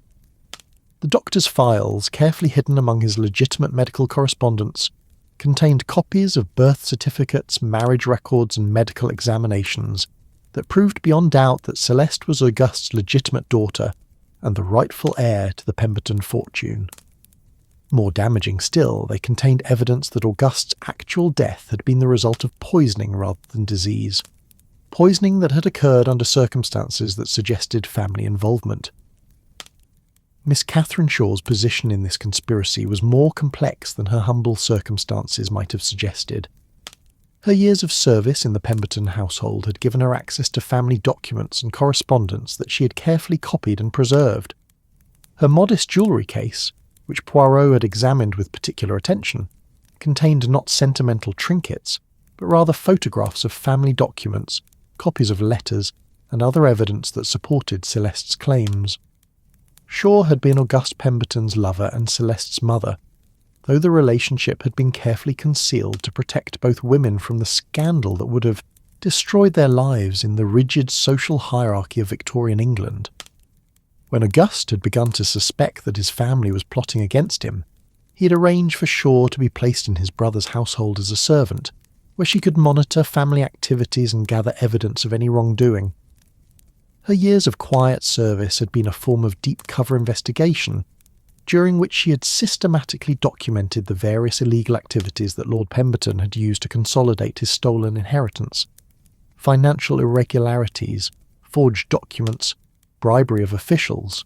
Shaw had evidence of all of it, carefully preserved and passed on to her daughter when Celeste had finally decided to reclaim her birthright. Monsieur Auguste Lemaire's involvement was the most recent addition to the conspiracy, but no less significant for its timing.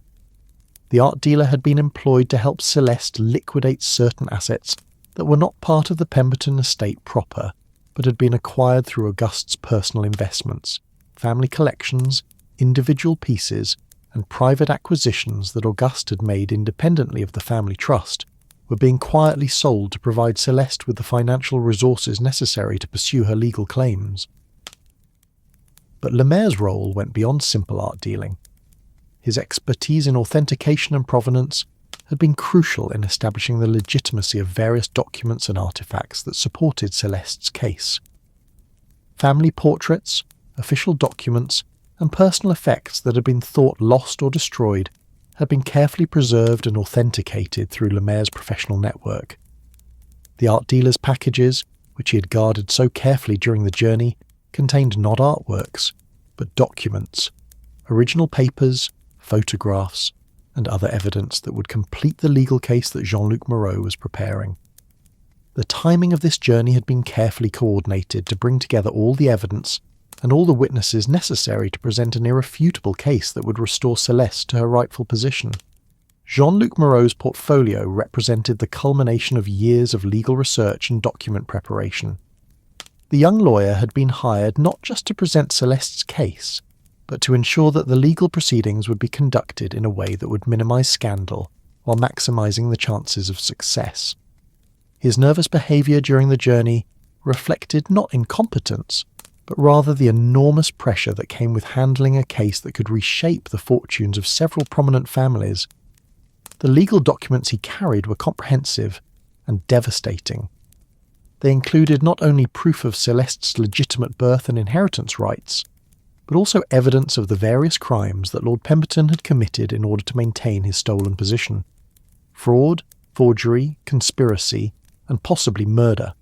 The charges that could be brought based on Moreau's evidence would not only restore Celeste's inheritance, but would also ensure that Lord Pemberton faced criminal prosecution for his decades of deception. But perhaps the most significant revelation was the discovery of why this particular train journey had been chosen for the final confrontation. The Riviera Express was not simply convenient transportation, it was symbolic. Auguste Pemberton had proposed to his secret lover on a similar train journey decades earlier, and Celeste had chosen this route as a way of honouring her father's memory while pursuing justice for his murder. The plan had been elegant in its simplicity. During the journey to Nice, all the conspirators would present their evidence to Lord Pemberton and demand that he voluntarily transfer the inheritance to its rightful heir in exchange for their agreement not to pursue criminal charges. The setting, An enclosed luxury train where privacy was assured and escape was impossible would have made negotiation inevitable and denial pointless. But someone had decided that negotiation was too risky, and murder was the only solution that would preserve the stolen inheritance. The question that remained was which member of the conspiracy had betrayed the others. The murder had been committed with intimate knowledge of Celeste's plans, her relationships with the other conspirators, and her vulnerabilities. It had been precisely timed to occur after the evidence had been assembled, but before it could be presented, suggesting someone who understood both the legal timeline and the practical logistics of the conspiracy. More troubling still was the realization that the murder had not been committed to prevent the exposure of the Pemberton family secrets, but rather to ensure that those secrets would be revealed in a way that would benefit someone other than Celeste.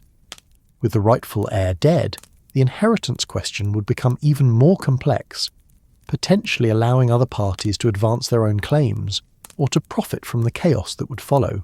As Poirot reviewed the accumulated evidence, he began to see patterns that suggested the conspiracy had been more complex than even its participants had realized.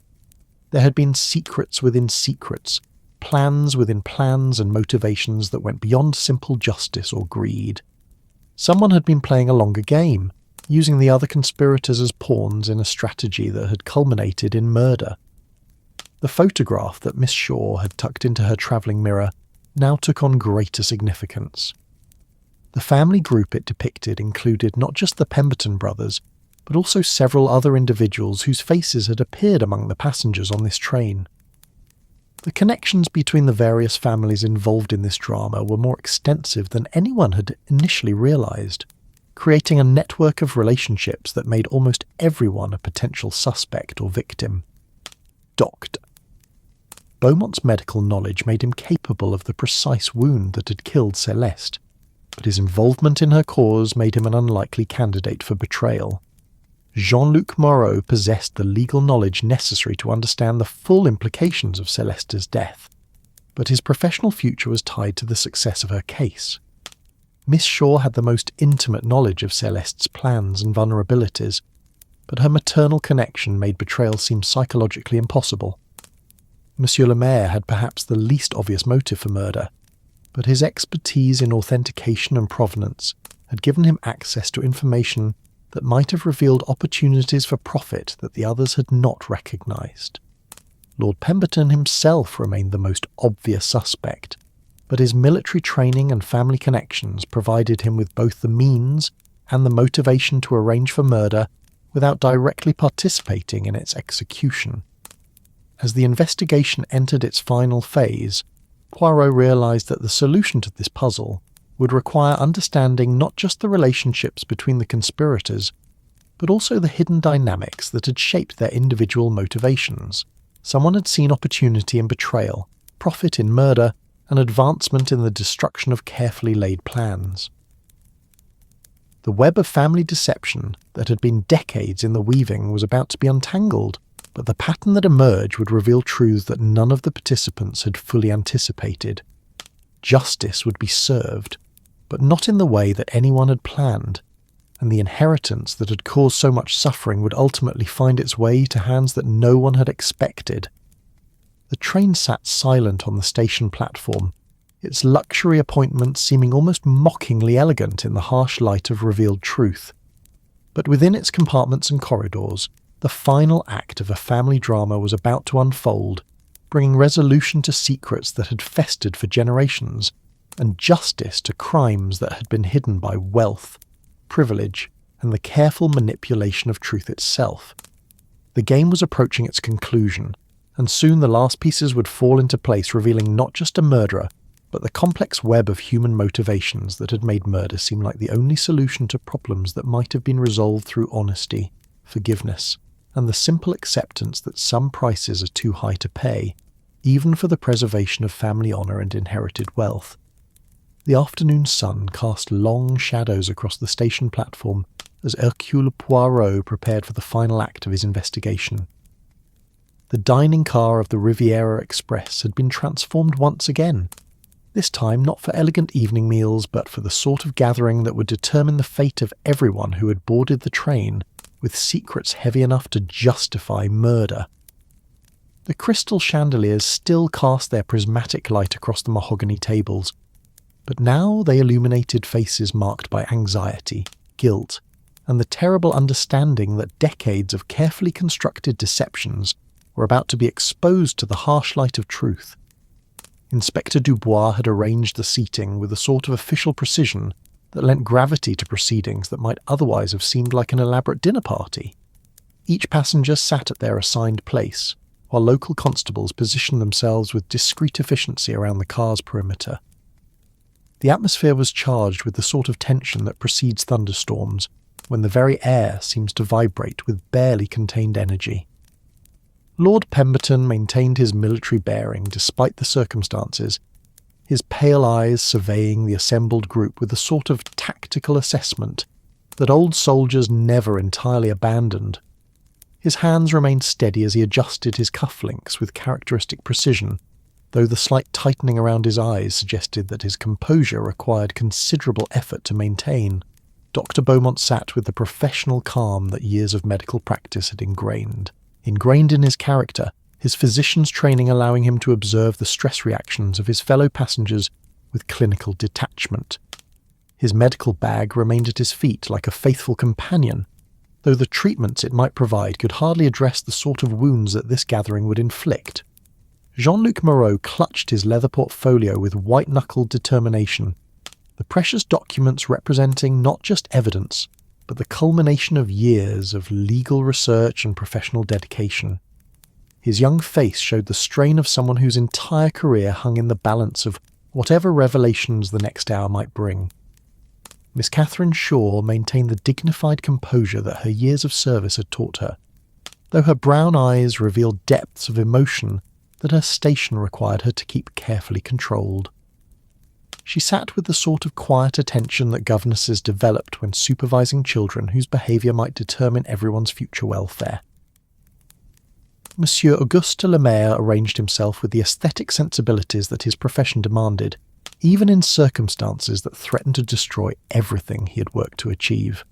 His carefully wrapped packages sat beside his chair like artistic offerings to whatever gods might determine the outcome of artistic authenticity and professional survival.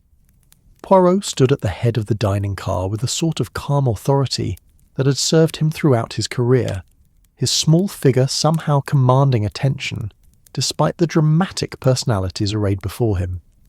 His grey eyes moved systematically from face to face, reading the subtle signs of guilt, fear, and desperate hope that each passenger displayed according to their individual character and circumstances. "Ladies and gentlemen," he began, his accented voice carrying clearly through the elegant space, "we have gathered here to resolve a mystery that has roots extending far deeper than the tragic events of last evening. What we have uncovered is not simply a murder, but the violent conclusion of a family drama that has been building toward this moment for more than 30 years. The formal beginning of his revelation was delivered with the sort of measured precision that made even the most complex explanations seem inevitable rather than surprising. Poirot understood that truth, like fine wine, required proper presentation to achieve its full effect, and the truth he was about to reveal would need every advantage to overcome the resistance that self-preservation would instinctively provide. The victim, Madame Céleste Dubois, was not simply a wealthy heiress travelling to the Riviera for pleasure. She was, in fact, the legitimate daughter of Auguste Pemberton, whose death 30 years ago transferred the family fortune to his younger brother, the current Lord Pemberton. But Auguste Pemberton did not die of tropical disease during military service, as family records indicate. He was murdered, poisoned by those who sought to claim his inheritance for themselves. The words fell into the dining car like stones into still water, creating ripples of shock and recognition that spread from passenger to passenger.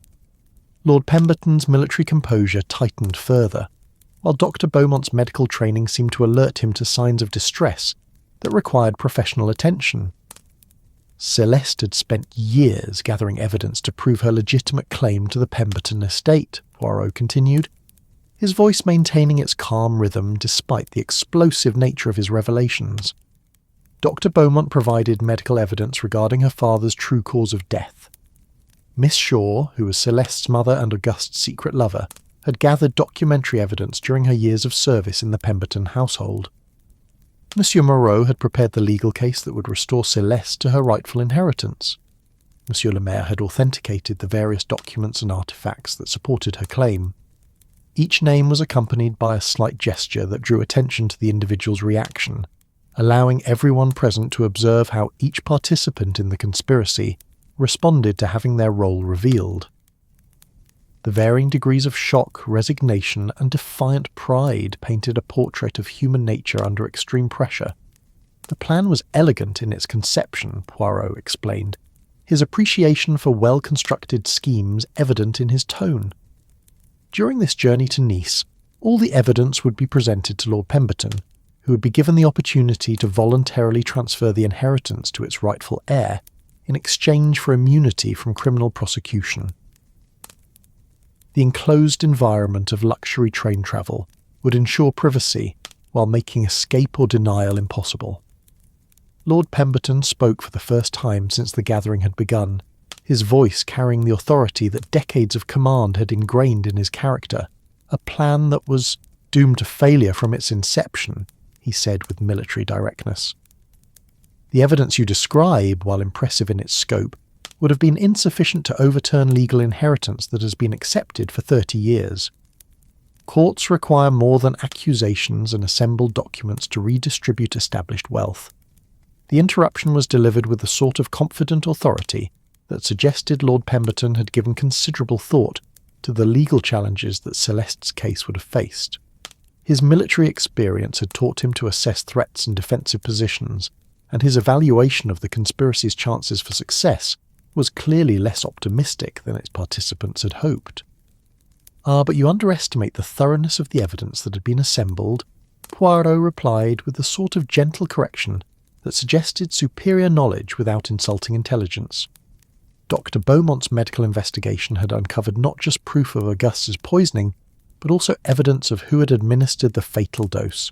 The poison was arsenic, administered over several weeks in doses carefully calculated to simulate the symptoms of tropical disease. The person who administered it had medical knowledge and access to Auguste during his final illness.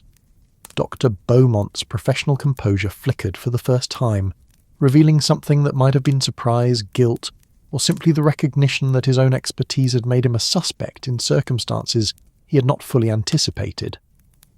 But the medical evidence was only part of the case. Poirot continued, his systematic revelation building toward conclusions that none of the participants had fully foreseen.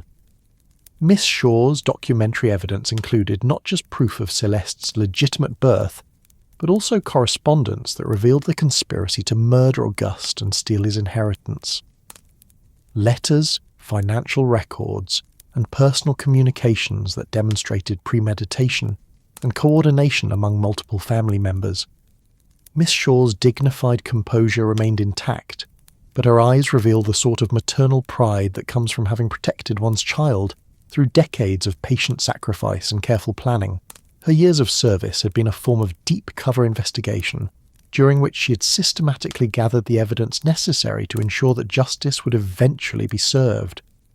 Monsieur le Maire's authentication had confirmed the legitimacy of family documents that proved Auguste's marriage to Miss Shaw was valid under the laws of the jurisdiction where it was performed, Poirot explained, his revelation adding another layer to the complex family relationships that had shaped the conspiracy.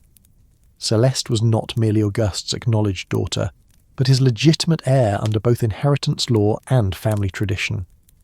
The art dealer's professional expertise had apparently extended beyond simple authentication to the sort of genealogical research that could establish legal claims with courtroom precision. His carefully wrapped packages had contained not artworks, but the documentary foundation for a legal case that would have been irrefutable in its conclusions, and Monsieur Moreau's legal preparation had addressed every potential challenge to Celeste's claim. Poirot continued, his appreciation for thorough professional work evident in his tone. Criminal charges for Auguste's murder, civil claims for the return of stolen property, and financial accounting for 30 years of illegally obtained income. The case was not merely about inheritance, it was about justice for crimes that had been hidden by wealth, privilege, and the passage of time. The young lawyer's nervous energy had transformed into something approaching professional pride as the scope and thoroughness of his legal work was revealed. His portfolio had contained not just documents, but a comprehensive strategy for legal warfare that would have left Lord Pemberton with no effective defence.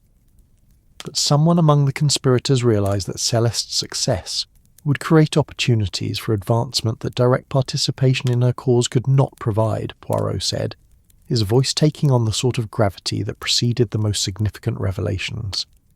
Someone saw that by betraying the conspiracy and murdering Celeste, they could position themselves to benefit from the chaos that would follow her death.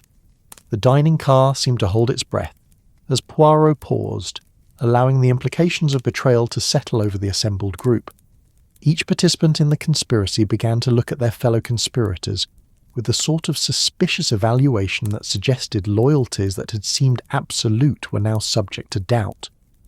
The murder was committed with intimate knowledge of Celeste's plans, her relationships with her allies, and her personal vulnerabilities, Poirot explained, his systematic analysis building toward the inevitable identification of the betrayer.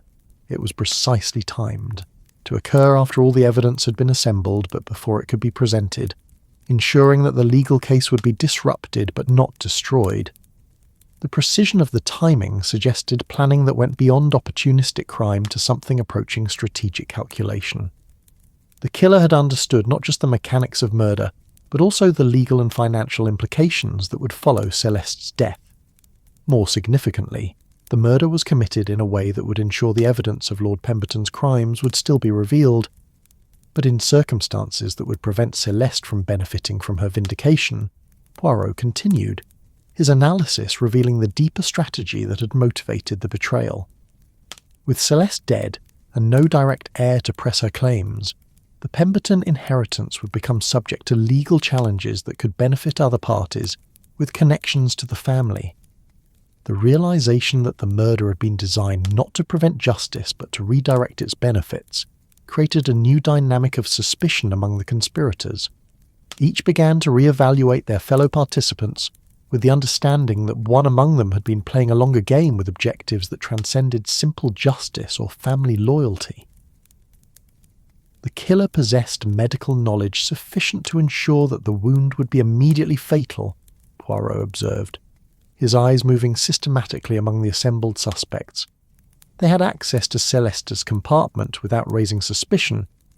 They understood the legal implications of her death and the opportunities it would create, and they had personal motivations that made betrayal seem preferable to loyalty. Dr. Beaumont shifted slightly in his chair, his medical training apparently making him acutely aware that his professional knowledge made him an obvious suspect in circumstances where medical expertise had been crucial to the crime's execution. But perhaps most significantly, Poirot continued, his voice taking on the sort of finality that preceded ultimate revelation, the killer had to be someone whose betrayal would not be suspected by Celeste herself. Someone she trusted completely, whose presence in her compartment for a late evening conversation would seem natural rather than threatening. The implications of absolute trust being used as a weapon for murder created a chill in the dining car that had nothing to do with the afternoon temperature. Each participant began to realize that the person they were seeking was not an enemy who had infiltrated their ranks, but rather someone whose loyalty had been assumed beyond question. The murderer Poirot announced with the sort of calm finality that made argument impossible was Miss Catherine Shaw, Celeste's own mother. The words struck the dining car like lightning, creating the sort of shocked silence that follows revelations too enormous to be immediately comprehended. Miss Shaw herself remained motionless, her dignified composure intact even as the accusations settled around her like falling leaves. "But that is impossible," Dr. Beaumont protested, his medical training apparently rebelling against the psychological implications of maternal murder. A mother does not kill her own child for money, regardless of the circumstances. "Not for money," Poirot corrected gently, his understanding of human psychology revealing depths that simple greed could not explain. Miss Shaw killed her daughter not to prevent justice, but to ensure that justice would be served in a way that would also provide her with the security and respect that 30 years of service and sacrifice had never been able to achieve. The explanation that followed revealed a psychological complexity that transcended simple criminal motivation. Miss Shaw had indeed spent decades gathering evidence to support her daughter's claim, but she had also recognised that Celeste's success would leave her mother in the same position of dependent service that had defined her entire adult life. With Celeste dead and the evidence of Lord Pemberton's crime still intact, Miss Shaw would be positioned as the sole surviving heir to Auguste Pemberton's legitimate bloodline, Poirot explained, his analysis revealing the cold calculation that had motivated maternal murder. As Celeste's mother and Auguste's widow, she would inherit the estate that her daughter's death made available, while also possessing all the evidence necessary to ensure that Lord Pemberton faced criminal prosecution for his crimes. The strategy was as elegant as it was monstrous, using maternal knowledge and access to commit murder, while positioning herself to benefit from both her daughter's vindication and her death. The years of patient service and careful planning had culminated not in justice for Celeste, but in advancement for the mother who had sacrificed everything, including her child, for the chance to claim the respect and security that legitimate inheritance would provide.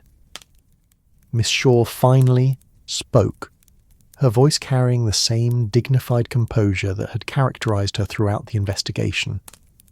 30 years, she said simply. 30 years of service, of silence, of watching others enjoy the wealth and position that should have been my daughter's birthright.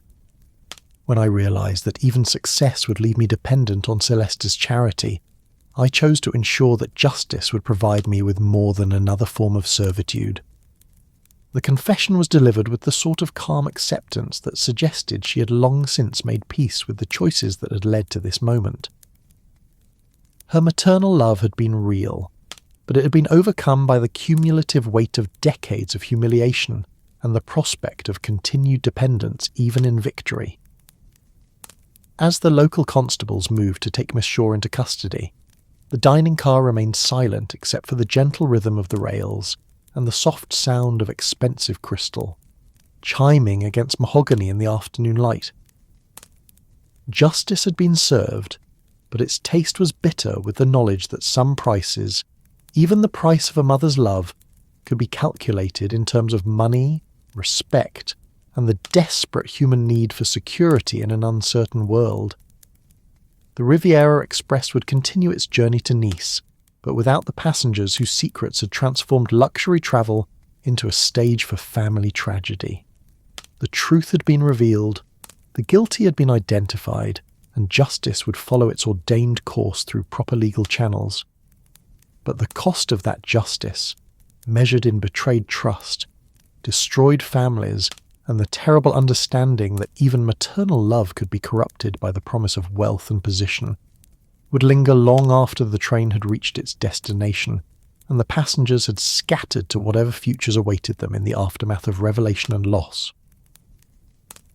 The late afternoon sun painted the Mediterranean coastline in shades of gold and azure as the Riviera Express finally approached its destination.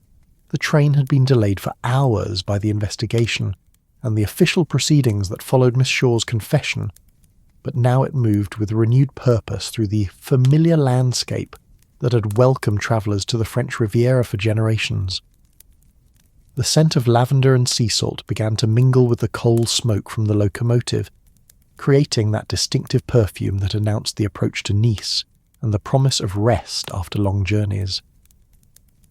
Hercule Poirot sat in his compartment, watching the changing landscape with a sort of contemplative attention that followed the successful resolution of complex cases.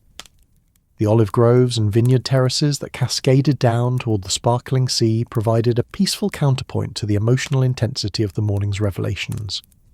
Here was beauty that had existed long before the family dramas that had played out aboard this train, and would continue long after the consequences of those dramas had been absorbed into the larger tapestry of human experience.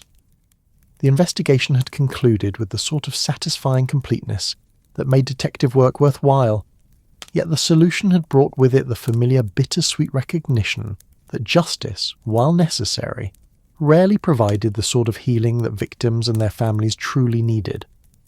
Miss Catherine Shaw was now in the custody of French authorities, awaiting trial for the murder of her own daughter, a crime so psychologically complex that it would challenge legal minds for months to come. The other passengers had been released to continue their journeys, though their lives would never again follow the paths they had planned when boarding the train in Paris.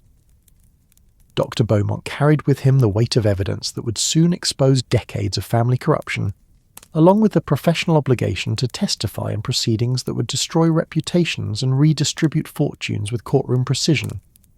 His medical expertise had been crucial to revealing the truth, but it had also made him a key witness in cases that would dominate newspaper headlines and legal proceedings for years to come. Jean-Luc Moreau clutched his portfolio with renewed purpose, understanding that his carefully prepared legal case would now serve a different client than he had originally intended.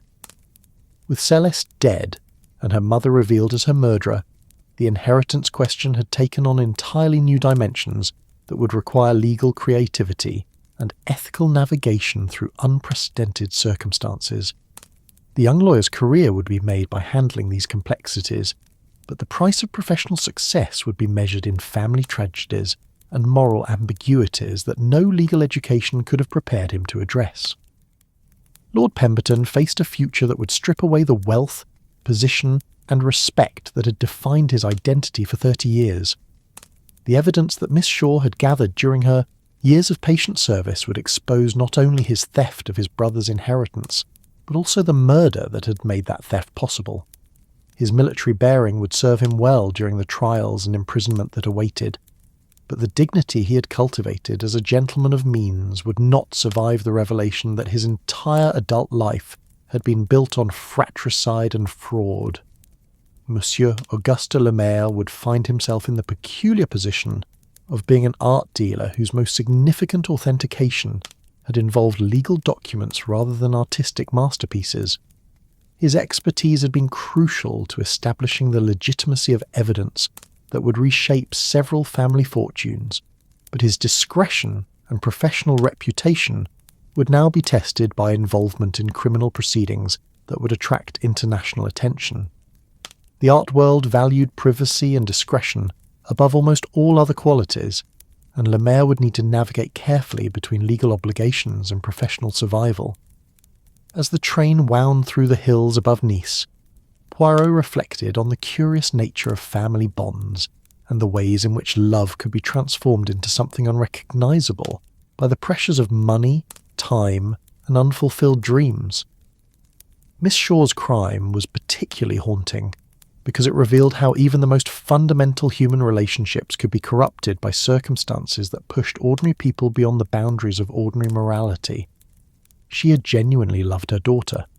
That much was clear from her decades of sacrifice and patient planning. But she had also come to see Celeste not just as a beloved child, but as an investment that should eventually provide returns sufficient to justify the costs of her devotion. When it became apparent that even Celeste's success would leave her mother in a position of continued dependence, love had been gradually overwhelmed by resentment, calculation, and the desperate need for security that had driven so many of her generation to make choices they would never have contemplated in more prosperous times. The psychological complexity of maternal murder was something that would challenge not just legal minds, but also philosophers, theologians, and social reformers who sought to understand how economic pressures and social hierarchies could corrupt even the most sacred relationships. Miss Shaw's crime was not simply personal, but symptomatic of larger forces that turned human beings into commodities and relationships into transactions where affection could be weighed against advantage. Yet there was also something almost noble in the methodical way she'd pursued justice for the wrongs done to her family, even as she planned the ultimate betrayal of that same family's interests. Her evidence gathering had been meticulous, her planning had been sophisticated, and her execution had been precise. If she'd been content to restore her daughter's inheritance without claiming it for herself, she would have been remembered as a heroine whose patient devotion had finally achieved justice for crimes that had been hidden for decades. The train began its descent toward the coast, revealing glimpses of the Mediterranean that sparkled like scattered diamonds in the afternoon sun.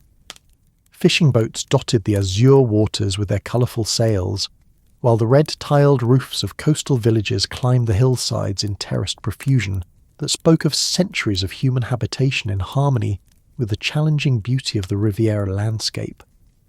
Down there, life continued with the sort of daily rhythm that remained unchanged by the dramas that unfolded in luxury train compartments and family boardrooms. Fishermen mended their nets, farmers tended their olive groves, and shopkeepers served customers whose concerns rarely extended beyond the immediate needs of feeding their families and maintaining their modest prosperity. There was wisdom in such simplicity, Poirot reflected, and perhaps peace that could never be achieved by those whose ambitions required them to manipulate complex inheritances and navigate the treacherous waters of family politics. The other passengers had gradually emerged from their compartments as the train approached Nice, each dealing with the aftermath of the morning's revelations in their own characteristic way. Some maintained the sort of dignified composure that wealth and education provided even in the face of scandal, while others showed the strain of having their carefully constructed lives suddenly revealed as elaborate performances that could no longer be sustained. There would be newspapers, of course. The murder of a wealthy heiress aboard a luxury train would provide sensation enough for months of headlines, but the family secrets that had been revealed would create a feeding frenzy among journalists who specialised in the sort of scandal that combined crime, money, and aristocratic corruption in a single irresistible package. Privacy would become impossible for anyone connected to the case, and reputations would be dissected with the sort of merciless attention usually reserved for political figures and theatrical personalities. Legal proceedings would consume years and fortunes as lawyers worked to untangle inheritance claims that had been complicated by murder, fraud, and the revelation of relationships that official records had never acknowledged. Courts would need to determine not just criminal guilt but also civil liability, property rights, and the validity of documents that had been accepted as legitimate for decades but were now revealed to be sophisticated forgeries. The social implications would extend far beyond the immediate families involved. If inheritance claims could be successfully challenged decades after they had been settled, and if family relationships could be proven that contradicted official records, then no estate would be entirely secure from the sort of genealogical investigation that modern research techniques made increasingly possible. Wealthy families would need to examine their own histories with new attention to detail, while lawyers would discover new specialties in inheritance archaeology and genealogical litigation. But perhaps most significantly, the case would force society to confront uncomfortable questions about the relationship between wealth and morality, family loyalty and personal advancement, justice and revenge. Miss Shaw's crime revealed how easily noble motivations could be corrupted by practical considerations, and how even the most sacred relationships could be poisoned by the sort of desperation that economic insecurity created in people who devoted their lives to serving others. As the train entered the outskirts of Nice, passing through suburbs where modest homes and small businesses provided a sharp contrast to the luxury of first-class rail travel, Poirot considered the curious way that great crimes often revealed more about society than about the individuals who committed them. Miss Shaw's murder of her daughter was certainly a personal tragedy, but it was also a symptom of larger forces that created conditions where such tragedies became psychologically possible. The French Riviera had always attracted people who sought to escape the constraints and consequences of their past lives, but it had also become a destination for those whose past had finally caught up with them in ways that made escape impossible. The combination of luxury and desperation that characterized so much of Riviera society created an environment where family dramas could fester for decades before exploding into violence that shocked even those who thought they understood the depths of human corruption. The train's arrival at the Nice station was marked by the sort of controlled chaos that characterized all major railway terminals, but there was an additional element of official attention that reflected the extraordinary circumstances of this particular journey.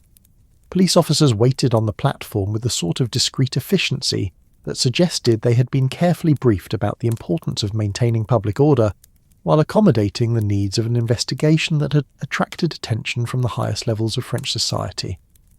Poirot gathered his modest belongings with the same methodical care that he brought to all his activities, understanding that his role in this particular drama was largely complete.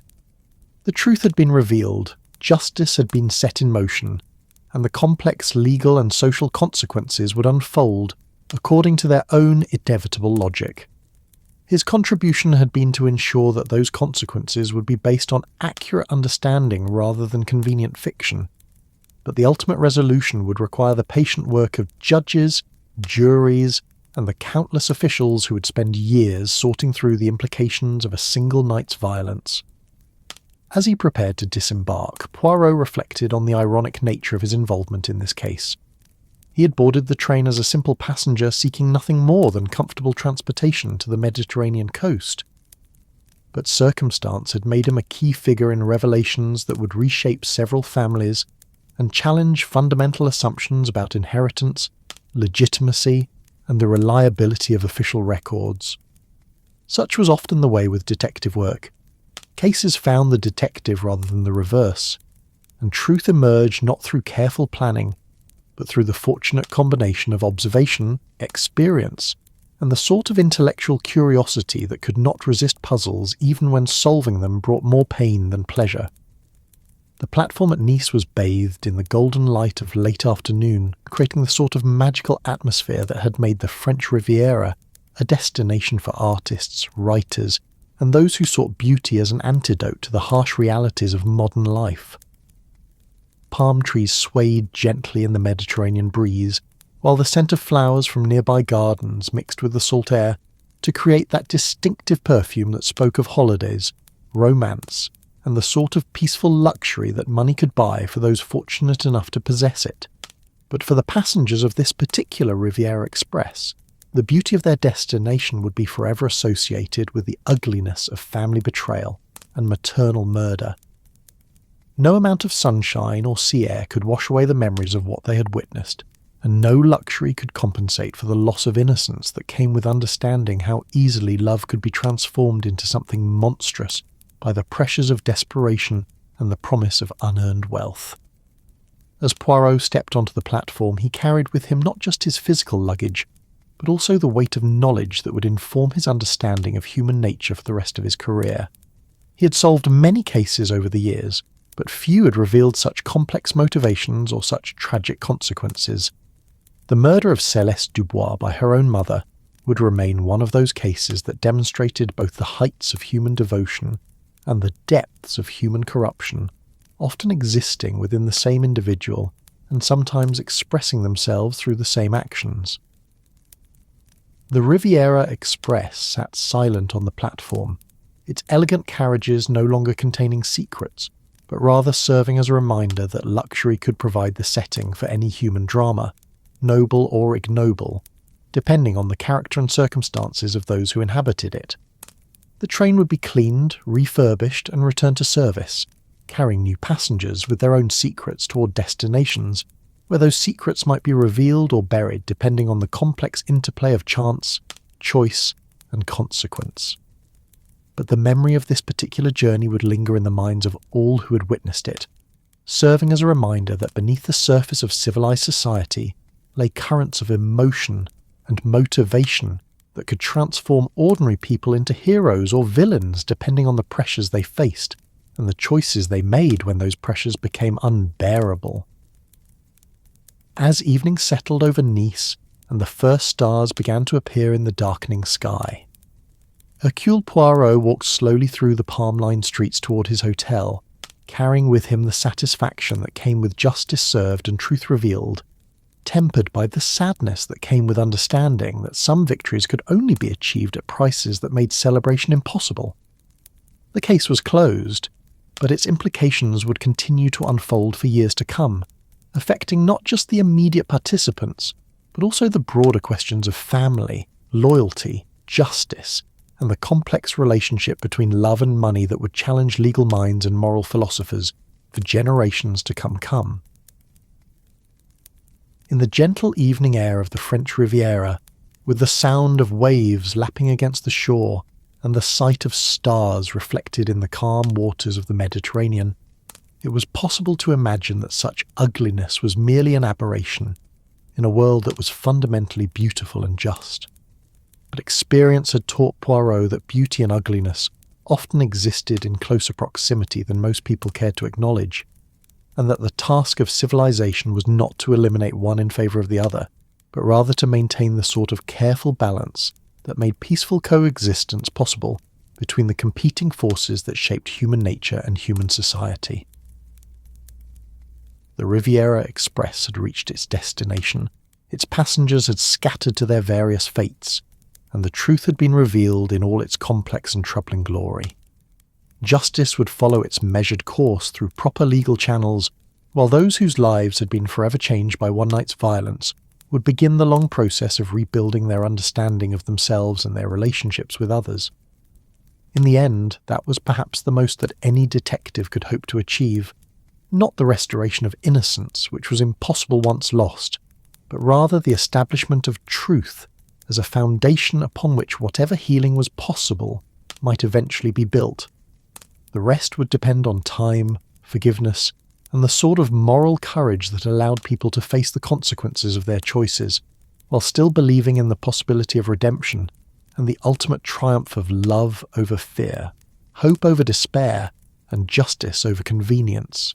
The French Riviera would continue to attract those seeking beauty, luxury, and escape from the complexities of modern life, but it would also continue to serve as a stage where human dramas of every variety played out against the eternal backdrop of sea and sky, love and loss, and the endless human struggle to find meaning and purpose in a world that offered both extraordinary beauty and devastating cruelty in roughly equal measure.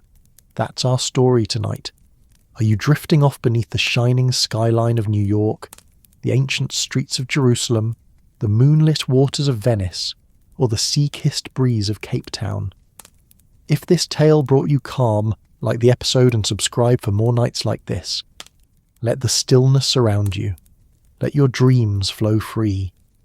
Sleep gently now, wherever you are in this wide and wondrous world.